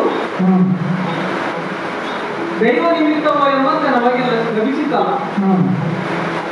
ಅದನ್ನ ಎತ್ತಿಕೊಂಡು ನಮ್ಮ ಆಶ್ರಮಕ್ಕೆ ತಂದು ಸಾಕಿ ಸಲಹಿ ಸಂಸ್ಕಾರವಾಗಿತ್ತು. ಆಕೆಗೆ ಶಕುಂತಲಾ ಎಂಬ ನಾಮಕರಣವನ್ನು ಮಾಡಿ ಆಕೆಯನ್ನು ಬೆಳೆಸುವುದರಲ್ಲಿ ನಮ್ಮದು ಅತ್ಯಂತ ತೃಪ್ತಿ ಹೊಂದಿದ ಭಾವ. ಆಕೆಗೆ ಬೇಕಾದಂತಹ ಎಲ್ಲ ಸಂಸ್ಕಾರಗಳನ್ನು ಕೊಟ್ಟೆ. ಹಾಗೆಯೇ ಕೆಲವು ಕಾಲ ನಮ್ಮ ಕಾರ್ಯನಿಮಿತ್ತವಾಗಿ ಆಶ್ರಮದ ಹೊರಾವರಣಕ್ಕೆ ಹೋಗಿ ನಮ್ಮ ಕಾರ್ಯಭಾರವನ್ನು ಮುಗಿಸಿ ಆಶ್ರಮಕ್ಕೆ ಬರುವುದು ರೂಢಿ. ತನ್ನಿಮಿತ್ತವಾಗಿ ಇಂದೂ ಸಹ ನಮ್ಮ ನಿತ್ಯ ಕರ್ಮಾನುಷ್ಠಾನವನ್ನು ಪೂರೈಸಿ ಆಶ್ರಮದ ಬಳಿಗೆ ಬಂದರೆ ಇನ್ನೇನು ವ್ಯತ್ಯಯ ಕಾಣುತ್ತಿದೆಯಲ್ಲ. ನಮ್ಮ ಕಾಲನ್ನು ಕಂಡೊಡನೆ ಮಗಳಾದಂತಹ ಶಕುಂತಲೆ ಓಡೋಡಿ ಬಂದು ನಮಗೆ ಬೇಕಾದಂತಹ ಆಸನವನ್ನು ಮಧುಪರ್ಕಾದಿಗಳನ್ನು ಕೊಟ್ಟು ಉಪಚರಿಸುತ್ತಿದ್ದಂತಹ ಮಗಳು ಇಂದು ಬಾಗಿಲ ಮರೆಯಲ್ಲಿ ನಿಂತು ತನ್ನ ಮನಸ್ಸಿನಲ್ಲಿ ಏನೋ ಒದಗಿಸಿಕೊಂಡು ಅಲ್ಲ ತಾನೇನೋ ಪ್ರಮಾದ ಬೆಸಗಿದ್ದೇನೆ ಎಂಬಂತಹ ಭಾವವನ್ನು ತಳೆದು ಅದನ್ನು ತಂದೆಯ ಬಳಿ ಹೇಳಿಕೊಳ್ಳುವುದು ಹೇಗೆ ಎನ್ನುವಂತಹ ಭಾವವನ್ನು ತಳೆದಿರುವುದಕ್ಕೆ ಗೊತ್ತಿದೆಯಲ್ಲ. ಮತ್ತೆ ಮನಸ್ಸಿನಲ್ಲಿ ಉಂಟಾದ ಈ ಪ್ರಶ್ನೆಗೆ ಕೇವಲ ನಾವೇ ಉತ್ತರ ಮುಟ್ಟುವುದಲ್ಲ, ಆಕೆಯನ್ನೇ ಕರೆದು ಹೇಳ್ತೇನೆ, ಅಮ್ಮ ಶಕುಂತಲ ಇದ್ದ ಬಾರಮ್ಮ, ಏನಾಯಿತು? ನಾನು ಗಮನಿಸಲೇ ಇಲ್ಲ, ಬಹಳ ಹೊತ್ತಾಯಿತು. ಹೌದಲ್ಲ, ನಮ್ಮನ್ನು ಕಂಡೊಡನೆ ನಮಗೆ ಬೇಕಾದ ಎಲ್ಲ ಆತಿಥ್ಯಗಳನ್ನು ಮಾಡಿ ನಮಗೆ ಪೂರಕವಾಗಿ ನಡೆದುಕೊಳ್ಳುತ್ತಿದ್ದಂತಹ ಶಕುಂತಲೆ ಅದು ಇನ್ನು ಇವತ್ತು ಭಕ್ತಿ ತಮ್ಮ ಕಾಲುಗಳ ಮೇಲೆ ನಮಸ್ಕಾರ ಮಾಡಲಿಕ್ಕೆ ಆದರೆ ಕಷ್ಟವಾಗ್ತದೆ. ಏನು ಬಾಗಿ ನಮಸ್ಕರಿಸ್ತಾ ಇದ್ದೇನೆ ಅಂತಹ ಮನಸ್ಸಿನಲ್ಲಿ ಏನುಂಟು? ಆ ಎಲ್ಲ ನಿಜ ಘಟನೆಗಳನ್ನ ಹೇಳುವ ನಿಮ್ಮಲ್ಲಿ ಹೇಳಲಿಕ್ಕಾಗಿ ಕಾಯ್ತಾ ಇದ್ದೇನೆ.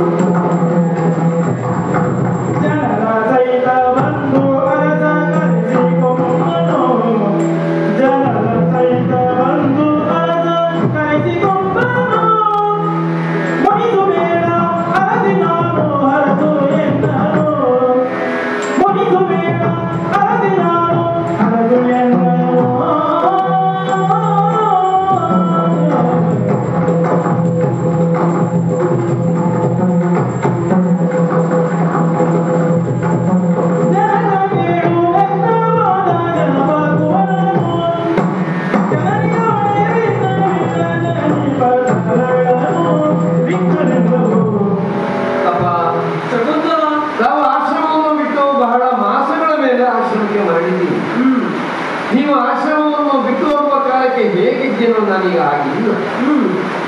ಅಪ್ಪ, ನನ್ನ ದೇಹ ಪ್ರಕೃತಿ ಬದಲಾದನ್ನು ತಾವು ಗಮನಿಸಿಲ್ಲ ಅಂತ ಕಾಣುತ್ತದೆ. ಅದಕ್ಕೊಂದು ಕಾರಣವೂ ಇದೆ. ಏನು? ನಾವು ಆಶ್ರಮವನ್ನು ಬಿಟ್ಟು ಹೋದಂತಹ ಕೆಲವೇ ಅವಧಿಯಲ್ಲಿ ಇಲ್ಲಿಗೆ ದುಷ್ಯಂತ ಮಹಾರಾಜನ ಆಗಮನ ಆಯಿತು. ದುಷ್ಯಂತ?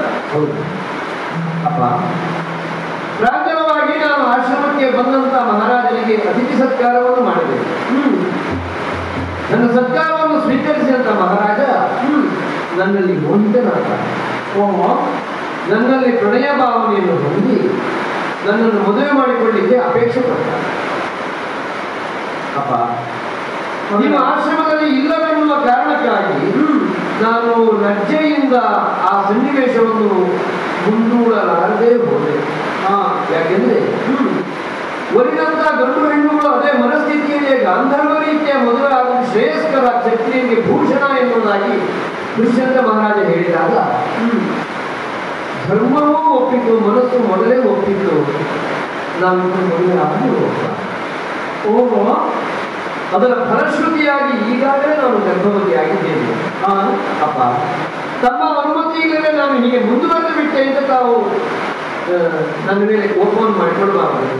ಒಳ್ಳೆಯ ಮನಸ್ಸಿನಿಂದ ದುಷ್ಯಂತ ಮಹಾರಾಜನಿಗೆ ಒಳ್ಳೆಯದಾಗುವ ಹಾಗೆ, ಶಕುಂತಲೆಗೆ ಒಳ್ಳೆಯ ಭವಿತವ್ಯ ಆಗುವ ಹಾಗೆ, ನನ್ನ ಒಡಲಲ್ಲಿರುವಂತಹ ಕುಡಿಗೆ ಉಜ್ವಲವಂತ ಭವಿಷ್ಯವಾಗುವ ಹಾಗೆ ನಾವು ನಮ್ಮನ್ನು ಹಾರೈಸಬೇಕು. ಅಪ್ಪ ಮಗಳೇ, ದುಷ್ಯಂತನನ್ನು ನೀನು ವರಿಸಿದ್ದಿ ಅಂತ ಆಡ್ತೀನಿ.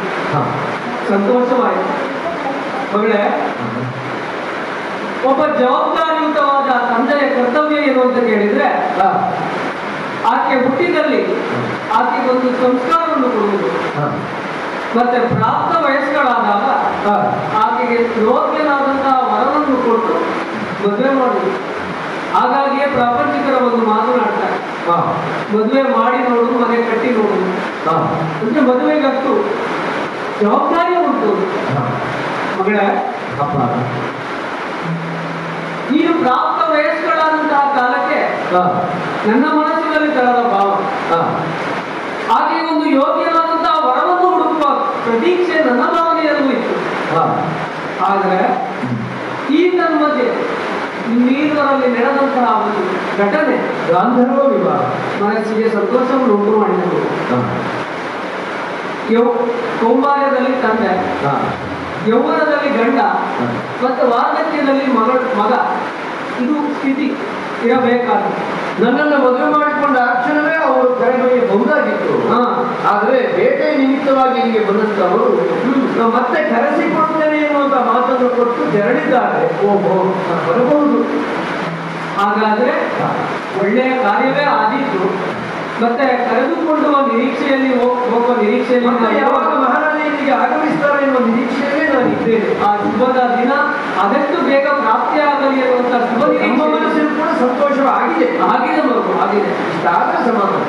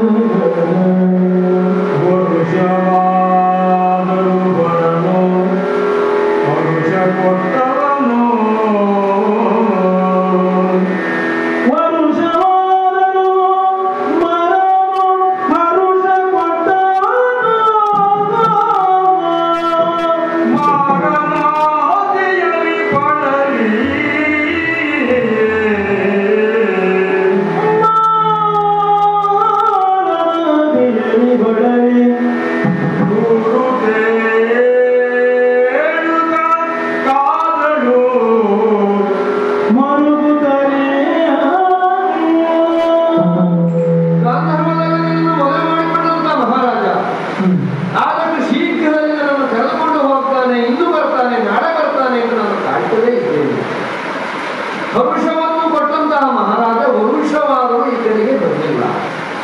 ನಿತ್ಯವೂ ನನ್ನ ಒಡಲನ್ನು ನೋಡುತ್ತಾ ಮಹಾರಾಜ ನನಗೆ ದೇಪಾಲಿಸಿದಂತಹ ಪ್ರೇಮದ ಉಂಗುರವನ್ನು ನೋಡುತ್ತಾ ನಾನು ದಿನವನ್ನು ಕಳೀತಾ ಇದ್ದೇನೆ. ಒಂದಲ್ಲ ಎರಡಲ್ಲ 3 ವರ್ಷಗಳಾಗುತ್ತಾ ಇದ್ದೇನೆ. ಮಹಾರಾಜನ ಆಗಮನವಿಲ್ಲ. ಕ್ಷಣವೊಂದನ್ನು ಯುಗವಾಗಿ ನಾನು ಇಲ್ಲಿ ಕಳೀತಾ ಇದ್ರೆ ಮಹಾರಾಜನು ನನ್ನ ಸ್ಮರಣೆಯಲ್ಲಿ ಇರ್ತಾನೆ, ಇಂದೆಲ್ಲ ನಾಳೆ ಶಕುಂತಲೆಯನ್ನು ನೆನಪು ಮಾಡಿಕೊಂಡು ಬರ್ತಾನೆ ಅಂತ ನಾನು ಕಾಯ್ತಾ ಇದ್ದಂತೆ ಆಯಿತು. ಇನ್ನೂ ಮಹಾರಾಜ ಬಂದೇ ಇರುವಲ್ಲ. ಈ ಪ್ರೇಮದ ಉಂಗುರವನ್ನು ನೋಡುತ್ತಾ ಈ ನಮ್ಮ ಆಶ್ರಮಕ್ಕೆ ಯಾರು ಬಂದರು, ಯಾರು ಹೋದರು, ಯಾವ ಕಡೆಗೂ ನನ್ನ ಗಮನ ಇಲ್ಲ. ಮೊದಲಾದರೆ ಯಾರಾದರೂ ಋಷಿಗಳು ಬಂದಾಕ್ಷಣವೇ ಅವರನ್ನು ಸ್ವಾಗತಿಸಲಿಕ್ಕೆ, ಸತ್ಕಾರ ಮಾಡಲಿಕ್ಕೆ ನಾನು ಮುಂದುವರಿತಾ ಇದ್ದೇನೆ. ಈಗ ನನಗೆ ಯಾವುದೂ ಬೇಡ ಆಗಿದೆ.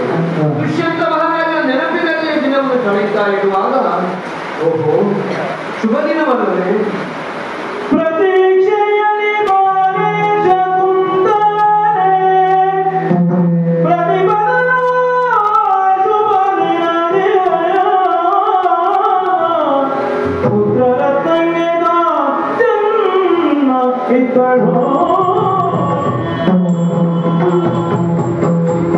ಆಶ್ರಮದಲ್ಲಿರುವ ಎಲ್ಲರೂ ಇಂದು ಶುಭ ದಿನ ಅಂತ ಹೇಳುವ ಕಾಲಕ್ಕೆ ನನಗೆ ಪ್ರಸವ ವೇದನೆಯಾಗಿ ನಾನು ಪುತ್ರ ರತ್ನವೊಂದಕ್ಕೆ ಜನ್ಮವನ್ನು ಕೊಟ್ಟಿದ್ದೇನೆ. ಹೆಣ್ಣಾದವಳ ಬದುಕು ಸಾರ್ಥಕ್ಯವಾಗುವುದು ಒಳ್ಳೆಯ ಗಂಡನ್ನು ಸೇರುವಲ್ಲಿ ಹಾಗೂ ಒಂದು ಒಳ್ಳೆಯ ಮಗನನ್ನು ಪಡೆಯುವುದು. ಹುಟ್ಟಿದಾಕ್ಷಣವೇ ಇವನ ಲಕ್ಷಣಗಳನ್ನು ನೋಡುವಾಗ ಒಬ್ಬ ಮಹಾರಾಜನಾಗುವಂತ ಕಡೆ ಇವನ ಮುಖದಲ್ಲಿ ದುಷ್ಯಂತ ಮಹಾರಾಜನನ್ನೇ ಇವನು ಹೋರುತ್ತಾ ಇದ್ದಾನೆ. ಇಂತಹ ಪುತ್ರ ರತ್ನವೊಂದಕ್ಕೆ ಜನ್ಮವಿತ್ತಂತ ನನ್ನ ಬದುಕು ಸಾರ್ಥಕವಾಯಿತು ಅಂತ ನಾನು ಭಾವಿಸ್ತಾ ಇದ್ದೇನೆ. ಆಶ್ರಮದಲ್ಲಿರುವಂತಹ ಎಲ್ಲರೂ ಹರ್ಷಿತರಾಗಿದ್ದಾರೆ. ಉಚಿತವಾದಂತಹ ಜಾತ ಸಂಸ್ಕಾರಗಳನ್ನು ಕಠೋರ ಮಾರ್ಗದರ್ಶನದಲ್ಲಿಯೇ ಎಲ್ಲರೂ ಮಾಡ್ತಾ ಇದ್ದಾರೆ. ನೋಡೋಣ, ಮಗ ಹುಟ್ಟಿದ ಮೇಲಾದರೂ ಮಹಾರಾಜ ಬರುವುದು.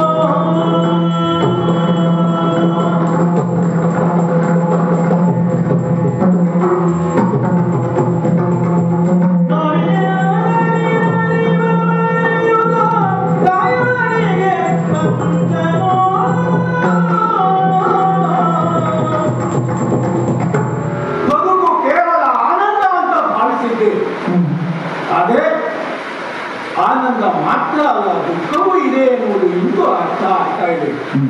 ಅದಲ್ಲ ಅಂತಾದ್ರೆ ಹುಟ್ಟಿದ ಆ ಕ್ಷಣದಿಂದ ಅತ್ಯಂತ ಪ್ರೀತಿಯಿಂದ ನಾವು ಭಾವಿಸುವುದು, ಸೇರಿಸುವುದು ಯಾವುದು ಅಂತಂದ್ರೆ ಅದು ಗೋವಿನ ಕರುವನ್ನು.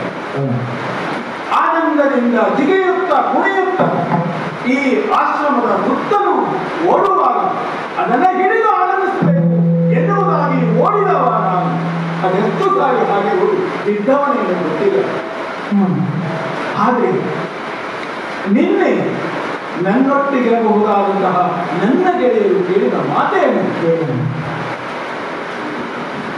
ಸರ್ವಗಮನ, ಆ ಗೋವಿನ ಕರುವಿನಂತೆ ನಿನ್ನ ಬದುಕನ್ನು ಎಂಬುದಾಗಿ ಅರ್ಥ ಮಾಡಿದೆ.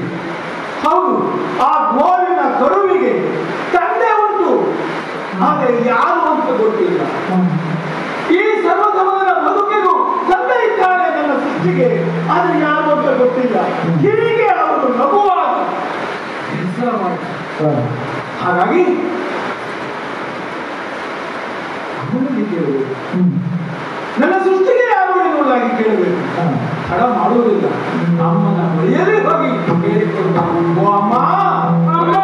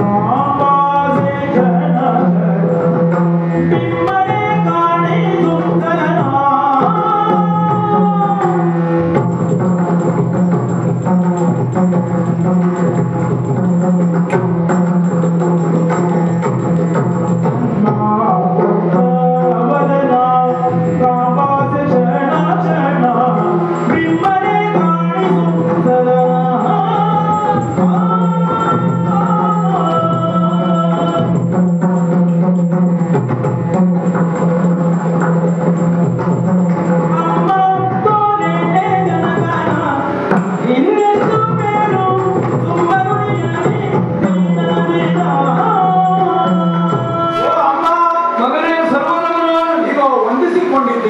ಬಾರಪ್ಪ. ನೀನು ಓಡಾಡುತ್ತಾ ಆ ಗೋವುಗಳ ಹಿಂದಿನೊತ್ತಿಗೆ ಬರುವಾಗ ಸಂತೋಷವಾಗ್ತದೆ. ಹೇಗೆ ಬಾಲವನ್ನು ಎತ್ತಿ ಆ ಕರುಗಳು ಚಂದನೆ ನೆಗೆದು ಬರ್ತಾವೋ ಹಾಗೆ ಓಡೋಡಿ ಬರ್ತೀವಿ. ಅಮ್ಮ ಮಗ ನಿನಗೆ ಸರ್ವದಮನ ಅಂತ ಹೆಸರಿಟ್ಟದ್ದು. ಹೆಸರಿಟ್ಟದ್ದು ಇಲ್ಲಿಯ ತನಕ ಅಕ್ಷರಶಃ ಸಾಧುವು ಸಾರ್ಥಕವೂ ಆಗಿದೆ. ಈಗಿನ್ನೂ ನಿನಗೆ ಒಂದು 7-8 ವರ್ಷದ ಪ್ರಾಯ. ಇಷ್ಟು ಸಣ್ಣ ವಯಸ್ಸಿನಲ್ಲಿ ನಿನ್ನನ್ನು ವನಪ್ರಾಂತ್ಯದಲ್ಲಿರುವಂತಹ ಹುಲಿ ಸಿಂಹಗಳನ್ನು ಕೂಡ ನೀನು ಪಳಗಿಸಿ ಮರ್ದಿಸಿ ಸರ್ವಗಮನ ಎನ್ನುವಂಥ ನಿನ್ನಕ್ಕೆ ಸಾರ್ಥಕವೆನಿಸುವಾಗೆ ನೀನು ಮಾಡ್ತೀಯ. ಹಾಗಂತ ಖಂಡದನ್ನೆಲ್ಲ ಬಿಟ್ಟುವುದು ದಮನ ಮಾಡುವುದನ್ನು ಸ್ವಭಾವ ಅಲ್ಲ. ಹುಲಿ ಸಿಂಹಗಳನ್ನಾದ್ರೆ ದಮನ ಮಾಡ್ತೀವಿ, ಸರ್ವದಮನ. ಆದರೆ ಗೋವುಗಳನ್ನು ಆಡಿಸ್ತಾ ಬಂದಿಲ್ಲ ಮಗ, ಬಹಳ ಸಂತೋಷ ಆಯ್ತು. ಅಮ್ಮ ಇಲ್ಲಿಯವರೆಗೆ ನಿನ್ನ ಮಾತುಗಳನ್ನೇ ಆಲಿಸುವುದು ನನಗೆ ಪರಮಾನಂದ. ಹಾಗೆ ಮಾಡಿದವ ಕೂಡ. ಆದರೆ ಇಂದು ನಿನ್ನ ಮಾತನ್ನ ಆಲಿಸುವ ಸಮಯ ನನಗಿಲ್ಲ. ಯಾಕಪ್ಪ, ಏನಾಯ್ತು? ಇಗೋ ಅಮ್ಮ, ಸೋಲು ನನ್ನ ಜನಕನ, ನನ್ನ ಸೃಷ್ಟಿಗೆ ಕಾರಣವಾಗಿರುವಂತಹ ಆ ತಂದೆ ಯಾರು ಎನ್ನುವುದನ್ನ ತೋರು. ನೀನು ನಿನ್ನ ಬಳಿಯ ಈ ಹಿಂದೆಯೂ ಕೇಳಿದವನಿದ್ದೆ. ಆದರೆ ಇಷ್ಟು ಗಂಭೀರವಾಗಿ ನಾನು ಎಂದೂ ನಿನ್ನನ್ನು ಕೇಳಿದವನಲ್ಲ. ಇಂದಲ್ಲ ನಾಳೆ ತೋರ್ತೇನೆ ಎಂಬುದಾಗಿ ಹೇಳಿ ಆಗ ಬರುತ್ತದೆ ಮಗ, ಒಂದು ಒಳ್ಳೆಯ ದಿನ ಬರ್ತದೆ. ಆದರೆ ಹಾಗೆ ಮಾಡಲಿಲ್ಲ. ಈಗ ಅಲ್ಲೆಲ್ಲೋ ಇದ್ದಾರೆ, ಅತ್ಯಂತಹ ವೈಭವವಾದಂತಹ ಸದನದಲ್ಲಿ ಇದ್ದಾರೆ ಅಂತ ಆ ಸದನವನ್ನ ತೋರು. ಆ ನನ್ನ ತಂದೆಯ ವದನವನ್ನ ನಾನು ನೋಡ್ತೇನೆ. ಅಮ್ಮ ಹೋರಮ್ಮ ತೋರು. ಈ ಮಾತಿಗೆ ಮೌನವಿಲ್ಲ, ಈ ಮಾತಿಗೆ ಮೌನ. ಹಾಗಾದರೆ ನಿನ್ನ ಬೇರೆ ಅರ್ಥದಲ್ಲಿ ಮಾಡ್ತಿದ್ದ ಮಾತ ಕಟ್ಟುತ್ತೇನೆ.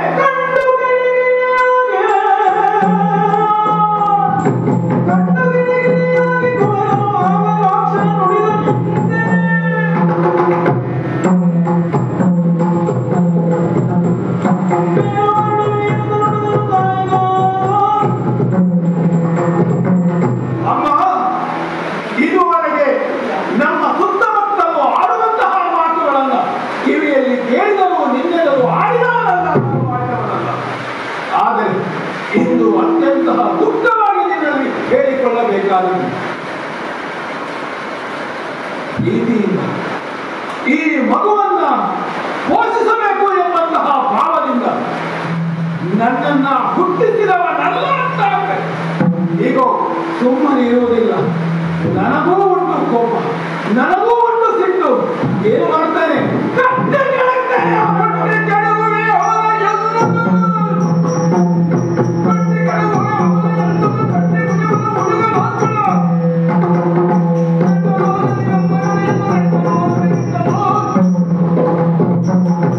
ನನ್ನನ್ನ ಮೆಚ್ಚಿಸುವುದಕ್ಕಾಗಿ, ನನ್ನನ್ನ ಹೊಗಳುವುದಕ್ಕಾಗಿ ಆಗ ನೀನು ಆಡಿದ ಮಾತು ಹುಲಿಯೋ ಸಿಂಹವನ್ನ ಹಿಡಿದು ತಂದಂತಹ ಕಾರಣ ನಿನಗೆ ಸರ್ವಧರ್ಮನ ಎನ್ನುವುದಾಗಿ ಹೆಸರುಂಟು ಎನ್ನುವುದಾಗಿ. ಅಮ್ಮ, ಕೇವಲ ಪ್ರಾಣಿಯೊಂದಿಗೆ ಮಾತ್ರ ಆಡುವವನು ನಾನಲ್ಲ. ಯಾವ ನನ್ನ ತಾಯಿಗೆ ದ್ರೋಹ ಮಾಡಿದ್ದಾನೆ ಅಂತಹ ವ್ಯಕ್ತಿಯನ್ನು ಸಾಮಾನ್ಯ ಅಲ್ಲವಪ್ಪ.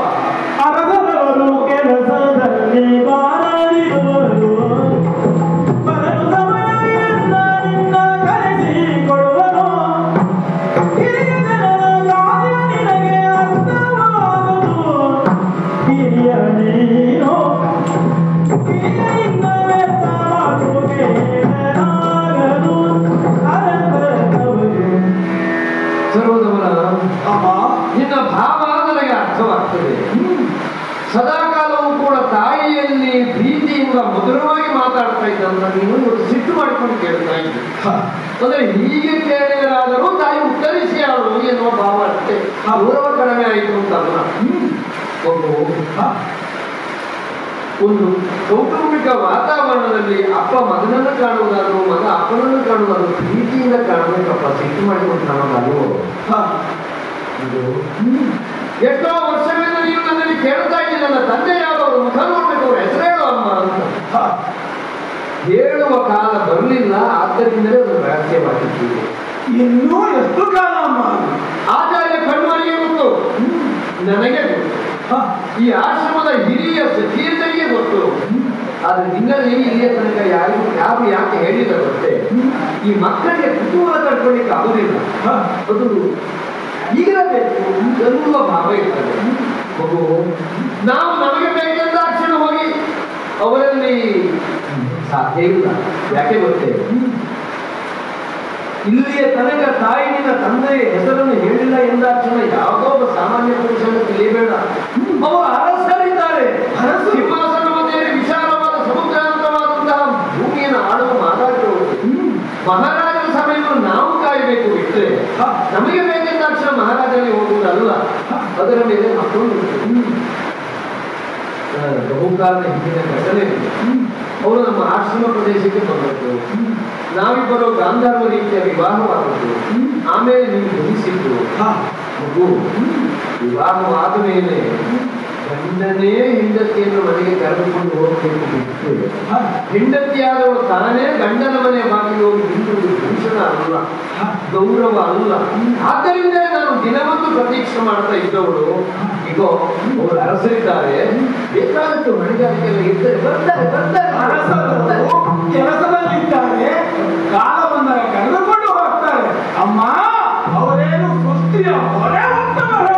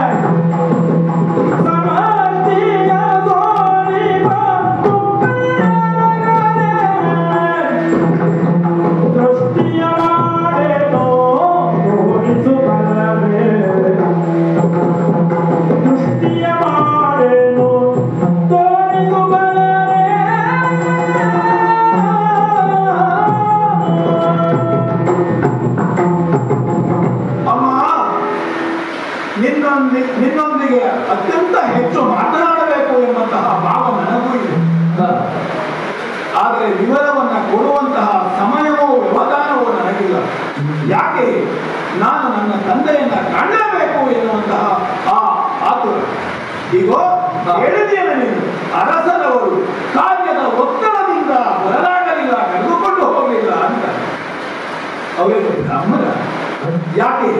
ಈ ಸೃಷ್ಟಿಯಲ್ಲಿ ಅನುದಿನವೂ ಕ್ಷಣ ಕ್ಷಣವು ಸೃಷ್ಟಿಯ ಆ ಹೊಣೆಯನ್ನು ಹೊತ್ತಂತ ಬ್ರಹ್ಮರಾದರೆ ಅವನಿಗೆ ಕಾರ್ಯದ ಒತ್ತಡ ಅಂತ ಭಾವಿಸಬಹುದು.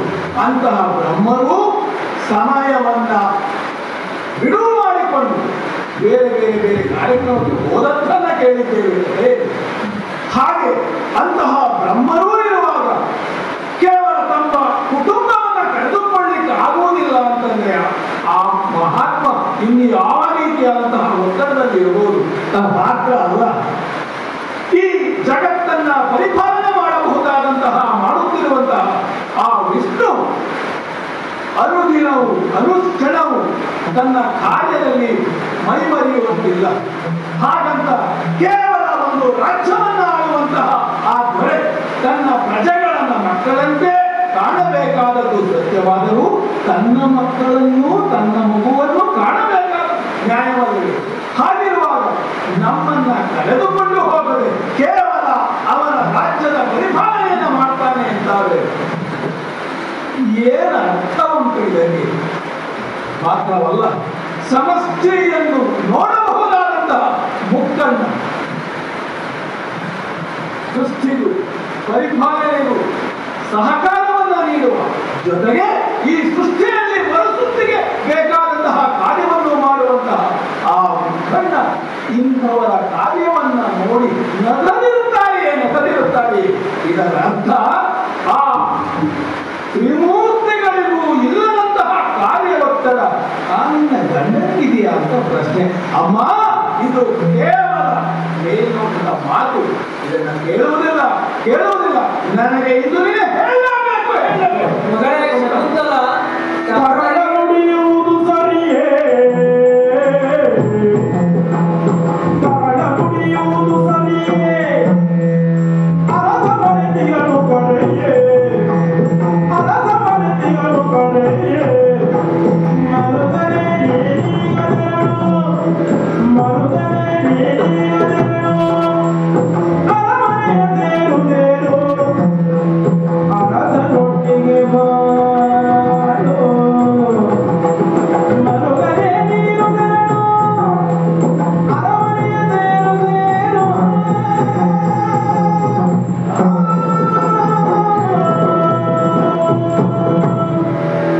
ಶಕುಂತಲ, ಅಪ್ಪ, ಆಗಲೇ ಹೇಳಿದ ಹಾಗೆ ದುಷ್ಯಂತ ಬಂದು ನನ್ನನ್ನು ಕರೆದುಕೊಂಡು ಹೋಗ್ತಾರೆ ಒಂದು ಶುಭ ದಿನ ಅಂತ ಹೇಳಿದಾಗ ನಾನು ತಡ ಮಾಡಿದ್ದೆ. ಆದರೆ ಇವತ್ತಿಗೆ ಬಹುಕಾಲ ಆಯಿತು. ಬೆಳೆದು ನಿಂತ ಮಗ ನಿತ್ಯ ಪ್ರಶ್ನೆ ಕೇಳುತ್ತಾನೆ. ತಾಯಿಯ ಸಮಾಧಾನ ಸಾಕಾಗದೇ ಇದ್ದರೆ ಸಿಟ್ಟು ಮಾಡ್ತಾನೆ. ಹೌದು, ವಿವಾಹವಾದ ತರುವಾಯ ಸತಿಪತಿಯರೊಂದಾಗಿ ಬಾಳಬೇಕಾದದ್ದು ಕ್ರಮ. ನನಗೆ ಒಂದು ಕಡೆಗೆ ದುಷ್ಯಂತ ಮಹಾರಾಜ ಇನ್ನೂ ಬರಲಿಲ್ಲ ಎನ್ನುವ ಚಿಂತೆಯಾದರೆ ನಿತ್ಯ ಪ್ರಶ್ನೆ ಕೇಳುವ ಮಗನೇ ಉತ್ತರ ಹೇಳುವುದು ಅದು ಮತ್ತೊಂದು ಸಮಸ್ಯೆ. ಹಾಗಾಗಿ ಮಗಳೇ, ಇವತ್ತು ಅವನ ಮನಸ್ಸೇ ಬದಲಾಗಿದೆ. ಚತುಸ್ಸಾಗರ ಪರ್ಯಂತ ತನ್ನ ರಾಜ್ಯವನ್ನು ಆಳುವಂತಹ ದುಷ್ಯಂತ ಯಾವುದೋ ಅನ್ಯ ಕಾರಣದಿಂದ ಮರೆತಿರಬಹುದು. ಹಾಗಾಗಿ ನೀವು ಮರುಗದೆ ಯೋಚನೆ ಮಾಡದೆ ಈಗ ಹಸ್ತಿನಾಪುರಕ್ಕೆ ಹೋಗುವುದು ವೇಗ. ಅಪ್ಪ, ಮಗಳೇ, ಅಂದರೆ ನಾನೇ ಮಗನನ್ನು ಕರೆದುಕೊಂಡು ದುಷ್ಯಂತ ಮಹಾರಾಜನಲ್ಲಿ ಹೋಗಬೇಕು ಅಂತ ನೀವು ಹೇಳ್ತಾ ಇದ್ದೀರಿ. ಹೋಗು ಎನ್ನುವಲ್ಲಿ ನನಗೂ ಒಂದು ಆತಂಕದ ಭಾವ ಉಂಟು. ಇಲ್ಲಿಯವರೆಗೆ ಬೆಳೆಸಿದ್ದೇನೆ, ಈಗ ನೀನು ಇರುವುದಿಲ್ಲ, ಆದರೂ ಹೋಗಲೇಬೇಕಾದದ್ದು ಅನಿವಾರ್ಯವಾದ್ದರಿಂದ ಹೇಳುವುದು. ಈ ಸ್ಥಿತಿಯಲ್ಲಿ ಆಶ್ರಮವನ್ನು ಬಿಟ್ಟು ಹೋಗುವಂತ ಒಂದು ದಿನ ನನ್ನ ಪಾಲಿಗೆ ಬಂತಲ್ಲ. ನಿಮ್ಮನ್ನೆಲ್ಲ ಬಿಟ್ಟು ಹೋಗ್ಲಿಕ್ಕೆ ನನಗೆ ಮನಸ್ಸಿಲ್ಲ. ತಂದೆಯಾಗಿದ್ದಂತ ನೀವೇ ನನ್ನನ್ನು ದುಷ್ಯಂತ ಮಹಾರಾಜನ ಧಾರಾದತ್ತವಾಗಿ ಮದುವೆ ಮಾಡಿ ಕೊಡಬಹುದಿತ್ತು. ಒಂದು ಅವಕಾಶವನ್ನು ನಾನೇ ತಪ್ಪಿಸಿದ್ದಕ್ಕಾಗಿ ನನ್ನನ್ನು ಕಳೆದುಕೊಂಡು ಹೋಗಿ ಮಹಾರಾಜನ ಮನೆ ತುಂಬಿಸಿ ಬಂದಿದ್ದ ಕಳೆಯುವ ಹಾಗೂ ಇಲ್ಲ. ನಾನೇ ಮಾಡಿಕೊಂಡಿದ್ದು. ಅನಿವಾರ್ಯವಾಗಿ ನಾನೇ ಮಗನನ್ನು ಕರೆದುಕೊಂಡು ಅರಮನೆ ಬಾಗಿಲಿಗೆ ಹೋಗ್ಬೇಕು. ಹೋಗ್ತೇನಪ್ಪ.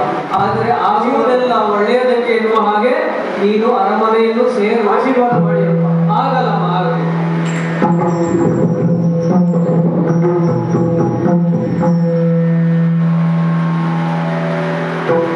ರಾಜಧಾನಿಯನ್ನ ಪ್ರವೇಶ ಮಾಡಿದ್ದಾಯಿತು.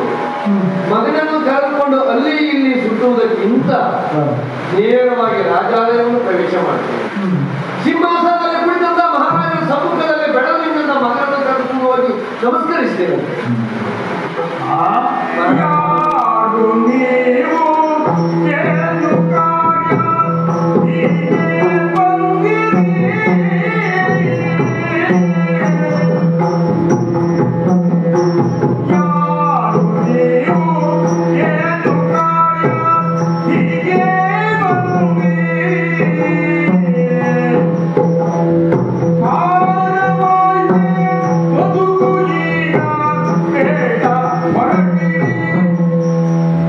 ಕಾಣವಾಯ್ತೆ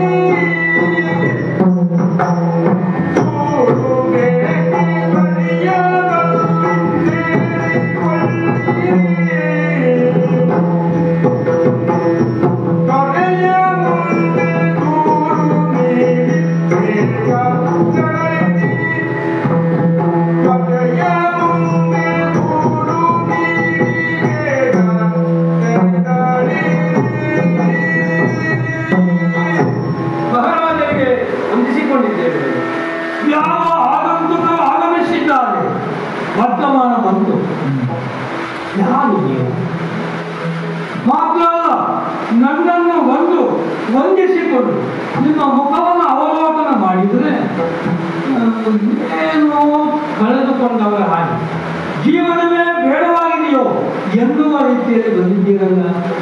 ಏನಾದರೂ ಬೇಡಿಕೆ ಏನು ಬೇಕು ಎಂಬುದಾಗಿ ಬೇಡಿದರೆ ತಕ್ಷಣದಲ್ಲಿ ನಿಮಗೆ ಏನು ಬೇಕು ಅದನ್ನು ಕೊಡಲಿಕ್ಕೆ ನಾನು ಸಿದ್ಧನಾಗಿದ್ದೇನೆ.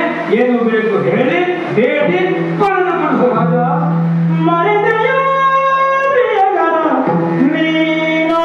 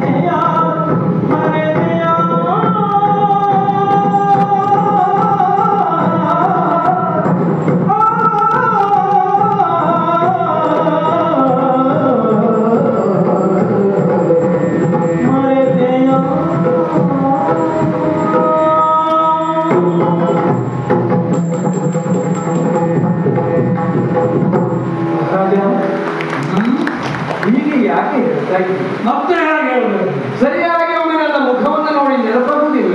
ಮುಖ ನೋಡಿಯೇ ಮಾತಾಡಿದ್ದು. ನಾನು ನಿಮ್ಮ ಪ್ರಿಯ ಪತ್ನಿಯಾದಂತ ಶಕುಂತಲ.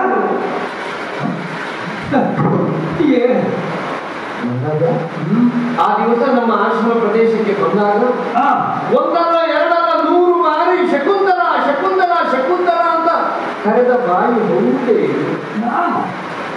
ನಿಮ್ಮ ಚರ್ಯೆಯಿಂದ ನಿಮ್ಮ ಕಣ್ಣುಗಳಿಂದ ಪ್ರೀತಿಯನ್ನು ಹೊರಸೂಸ್ತಾ ಇದ್ರಲ್ಲ, ಇವತ್ತು ನನ್ನನ್ನು ಹಿಂದೆಂದೂ ನೋಡದೇ ಇರುವ ಹಾಗೆ ಬದುಕಿನಲ್ಲಿ ಇದೇ ಪ್ರಪ್ರಥಮ ಬಾರಿಗೆ ನೋಡುತ್ತಾ ಇರುವ ಹಾಗೆ ನೋಡ್ತೀರಲ್ಲ ಮಹಾರಾಜ. ಒಳ್ಳೆಯ ದೃಶ್ಯ ಕಲ್ಪನೆ ಮಾಡ್ತೀವಿ. ಸಾಧ್ಯವೇ ಇಲ್ಲ. ಇಂಥದ್ದನ್ನು ನಾನು ಕಲ್ಪಿಸಿಕೊಂಡಿರಲಿಲ್ಲ. ನನ್ನನ್ನು ಕಂಡಾಕ್ಷಣ ಯಾವುದೋ ಕಾರ್ಯ ಗೌರವದಲ್ಲಿದ್ದು ಮರೆತಿದ್ದೆ. ಮೊದಲೆಯ ಶಕುಂತಲ ಎನ್ನುವುದಾಗಿ ನನ್ನನ್ನು ಬಾರಿ ತಪ್ಪಿಕೊಡ್ತೀರಿ ಎನ್ನುವಂತ ನಿರೀಕ್ಷೆ ನಾನು ಮಹಾರಾಜ ನೆನಪು ಮಾಡಿಕೊಳ್ಳಿ. ಒಂದು ಕಣ್ವಾಶ್ರಮಕ್ಕೆ ಹೋಗುವಂತದ್ದು ನಾನು ನಿಮ್ಮನ್ನು ಸ್ವಾಗತಿಸಿದ್ದೆ. ಆಮೇಲೆ ನನ್ನನ್ನು ನೋಡಿ ಮೋಹಿತರಾದಂತ ನೀವು ಪ್ರೀತಿಯ ಮಾತುಗಳನ್ನು ನನಗೆ ಆಡಿದ್ದು.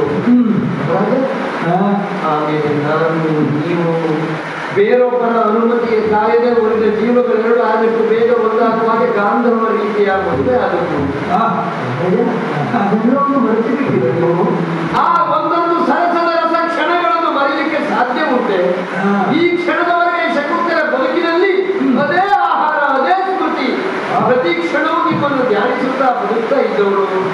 ರಾಜ ನೋಡಿ ನೋಡಿ ಹುಡುಗನನ್ನು ನೋಡಿ ಆ ದಿವಸದ ನಮ್ಮ ಸಮಾಗಮ ವ್ಯರ್ಥವಾಗಬಾರದು ವಿಧಿ ಬಯಸಿದಂತೆ ಪ್ರತಿ ದುಷ್ಯಂತನೋ ಎನ್ನುವಾಗ ಬೆಳೆದು ನಿಂತ ಮಗನಿದ್ದಾನೆ. ರಾಜ ನಿಮ್ಮನ್ನೇ ನಂಬಿ ನೀವೇ ನನ್ನ ಸರ್ವಸ್ವವನ್ನು ಭಾವಿಸಿ ನಿಮ್ಮನ್ನು ಸೇರುವ ಸಲುವಾಗಿ ಬಂದಿದ್ದೇನೆ. ನಮ್ಮನ್ನು ಸ್ವೀಕರಿಸಿಕೊಳ್ಳಿ.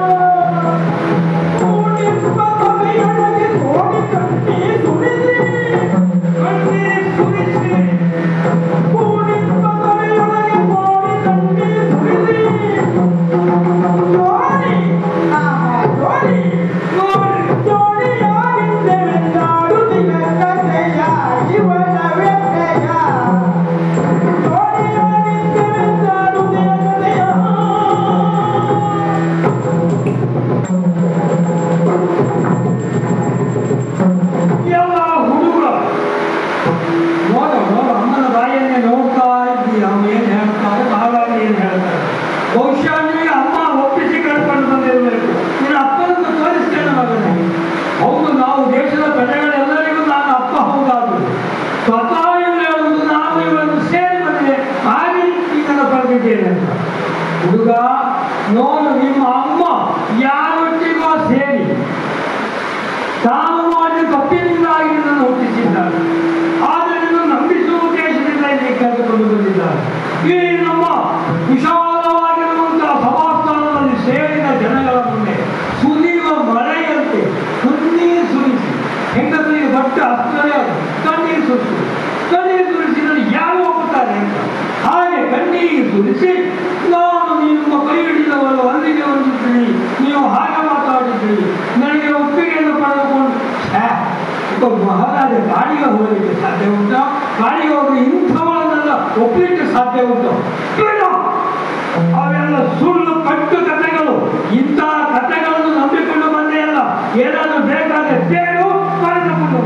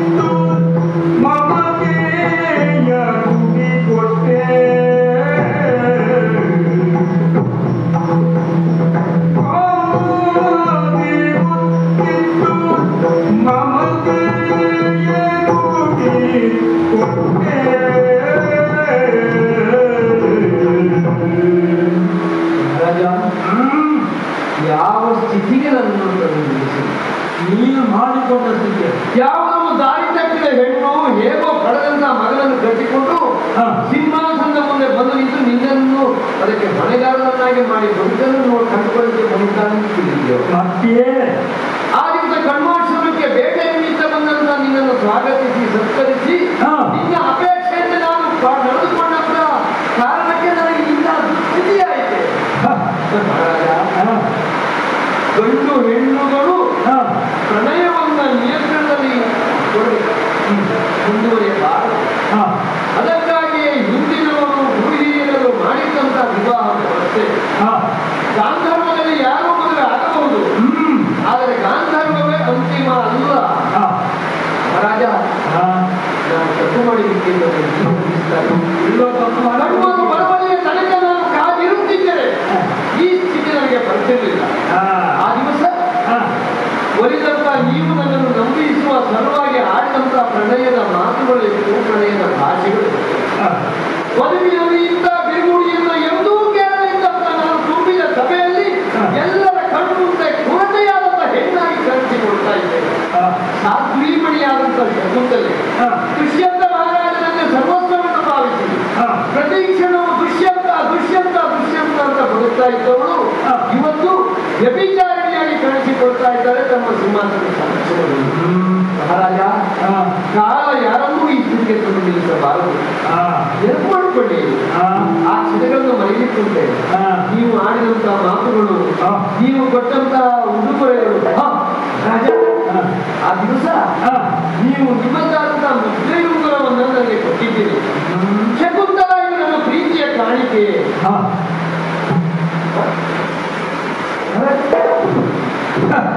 ನಾನು ಆ ಮುದ್ರೆಯುಂಗುರವನ್ನು ನಿಮಗೆ ತೋರಿಸಬೇಕೆನ್ನುವ ಸಲುವಾಗಿ ಬಂದವಳು. ಆದರೆ ಇಂತಹ ನಗರಿಗೆ ಬಂದು ಅಭ್ಯಾಸ ಇರದೇ ಇದ್ದಂತ ಮಗನನ್ನು ಕರೆದುಕೊಂಡು ಗಂಡನ ಮುಂದೆ ಬಂದು ನಾನು ನಿಮ್ಮ ಹೆಂಡತಿ ಅಂತ ಹೇಳುವಂತಹ ಒಂದು ಅನಿರೀಕ್ಷಿತ ಸಂದರ್ಭದಲ್ಲಿ ಎಲ್ಲೋ ಮುಂಗುರ ಜಾರಿ ಇತ್ತೇನು. ರಾಜ, ಉಂಗುರವನ್ನು ನೀವು ಕೊಟ್ಟಿದ್ದೀರಿ, ಪ್ರೇಮದ ಉಂಗುರ ಇಲ್ಲಿ ಕಾಣ್ತಾ ಇಲ್ಲ. ಹಾಗಂತ ನಾನು ನಿಮ್ಮ ಹೆಂಡತಿಯೇ. ಮತ್ತೆ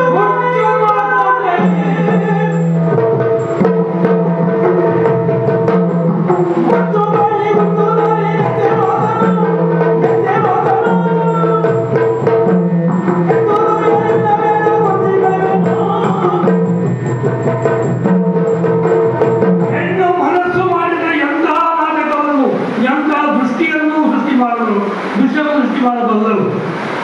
ಏನು ಹೇಳಿದ್ರೆ ಮುದ್ರೆ ಉಂಗುರ ಕೊಟ್ಟಿದ್ದೇನೆ. ಆ ದಿವಸ ಕೊಟ್ಟಿದ್ದೀರಿ ನೀವು ಮುದ್ರೆ ಉಂಗುರ ಕೊಟ್ಟ ಮುದ್ರೆ ಉಂಗುರ ನಿನ್ನಲ್ಲಿ ಇರಬೇಕಲ್ಲ, ತೋರಿಸಬೇಕಾಗಿತ್ತು ನೀನು ಮುದ್ರೆ ಉಂಗುರ.